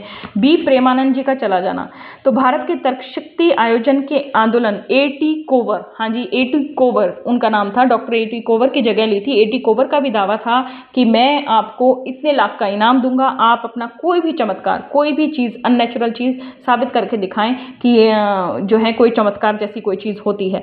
लेकिन कोई भी उस दावे का खंडन करने के लिए आगे नहीं आया। ऐसे ही 1975 में तर्कशील आंदोलन के साथ जुड़ गए थे प्रेमानंद जी। उन्होंने पीछे मुड़कर नहीं देखा। 4 अक्टूबर 2009 को तमिलनाडु में उन्होंने अंतिम सांस ली। तो प्रेमानंद जी अब हमारे बीच में नहीं रहे हैं। भारत में उन्होंने रैशनलिस्ट सोसाइटी स्थापित की। भारत में धार्मिक पाखंड के विरुद्ध उन्होंने मोर्चा खोल दिया था और जैसे कि उनकी अंतिम इच्छा थी, उनका जो शव था वो भी स्थानीय मेडिकल कॉलेज को रिसर्च के लिए सौंप दिया गया था। तो वो इतने ज़्यादा रैशनलिस्ट थे कि वो चाहते ही नहीं थे कि कोई भी उनका अंतिम संस्कार करे, और वो इसको भी पाखंड मानते थे, इसलिए उन्होंने अपना शरीर दान ही कर दिया था। तो 17 फरवरी 1930 को केरला में पैदा हुए थे प्रेमानंद जी। बचपन से ही बहुत जिज्ञासु स्वभाव के थे। ज़्यादा शिक्षा वो ग्रहण नहीं कर सके। 1942 में छात्र आंदोलन में हिस्सा लेने की वजह से उन्हें निकाल दिया गया। बाद में उन्होंने Bible, Quran, Gita, madam Blavatsky का अध्ययन किया। उन्हें चमत्कारों में दिलचस्पी थी। अलौकिक शक्तियों को समझने के लिए वो कई साधुओं के पास गए। 19 वर्ष की उम्र में ही वो अपने घर से निकल पड़े और तब उन्हें पता चला कि सबके सब बाबा लोग धोखेबाज हैं। कोई भी चमत्कारी सिद्धि किसी के पास नहीं है। तो 1969 में उनकी भेंट हुई अब्राहम थॉमस कूवर से। डॉक्टर अब्राहम थॉमस कूवर, जो भारत के एकमात्र ऐसे व्यक्ति थे जो जगह जगह जाकर इन चमत्कारों का पर्दाफाश करते थे और लोगों को रैशनलिस्ट बनाने की कोशिश करते थे। तो 1500 चमत्कारों की सूची बनाकर उन्होंने उसका खंडन किया। Doctor A.T. कूवर की 1978 में मृत्यु के बाद प्रेमानंद जी ने उनकी जगह ली और उन्होंने ये काम 2009 तक अपनी मृत्यु तक जारी रखा। तो 1975 में उन्होंने बहुत सक्रियता से अपना तर्कशील आंदोलन शुरू किया। 49 देशों की यात्रा की, 70 से अधिक टीवी कार्यक्रम प्रस्तुत किए, बहुत सारी किताबें लिखी और जब वो कहीं पर भाषण देते थे रैशनैलिटी के बारे में तो पिन ड्रॉप साइलेंस हो जाता था। 10,000 से अधिक गांवों का उन्होंने खुद भ्रमण किया। प्रेमानंद जी छोटे बड़े सभी बाबाओं की आंखों की किरकिरी थे। सबसे ज़्यादा सत्य साईं बाबा उनसे चिढ़ते थे और सत्य साईं बाबा के बारे में उन्होंने उनके सभी चमत्कारों का भांडाफोड़ करने की कोशिश की, लेकिन उन्हें सरकार ने उसकी इजाज़त नहीं दी। आगे ये बताते हैं कि सत्य साईं बाबा का तो उन्होंने जो the federation of Indian rationalist association, तो ये उन्होंने स्थापित की थी। FERA, federation of Indian rationalist association, ये अब भी है। ये नास्तिकों का एक संगठन है और ये अभी भी काम कर रहा है। डॉक्टर अब्राहम थॉमस कूपर ने तर्कशीलता को बढ़ावा देने के लिए गली गली तक घूमे। तो इंडियन स्केप्टिक पत्रिका से भी अंत तक वो जुड़े रहे और 2009 में कैंसर की वजह से उनकी मृत्यु हुई थी। प्रेमानंद जी के जाने के बाद विज्ञान को लोकप्रिय बनाने की दिशा में कुछ खालीपन तो ज़रूर आया है, लेकिन फिर भी जो है उनके विषय में लोग लगे हुए हैं। अब सत्य साईं बाबा के बारे में ये एक बात और बताते हैं कि सत्य साईं बाबा ने ये दिखाया कि वो सोने की मूर्तियाँ निकाल रहे हैं अपने चमत्कार से, और सोने की मूर्तियाँ जो ज़मीन के अंदर से निकलती हैं उस पर सरकार का हक होता है, ऐसा कानून है। लेकिन सत्य साईं बाबा का ये दावा था कि वो हवा से ही सोने की मूर्तियाँ निकाल रहे हैं और ये सोने की मूर्तियाँ उन्होंने जजेस तक को भेंट की थी। तो सत्य साईं बाबा का जब ये खंडन करने के लिए 1986 में मार्च कर रहे थे उनके आश्रम तक, तो पुलिस ने रोक लिया और सत्य साईं बाबा के हर चमत्कार का ये खंडन करना चाहते थे, लेकिन कभी भी इन्हें उन तक पहुंचने नहीं दिया गया। तो इस तरह से रैशनैलिटी को स्थापित करने के लिए जो है इनका कार्य महान कार्य कहा जा सकता है।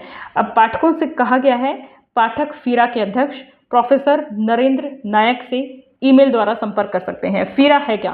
Federation of Indian rationalist association, यानी कि तर्कशील लोगों का एक समूह, एक संगठन, और उसको ईमेल किया जा सकता है और ईमेल यहाँ पर दिया होगा।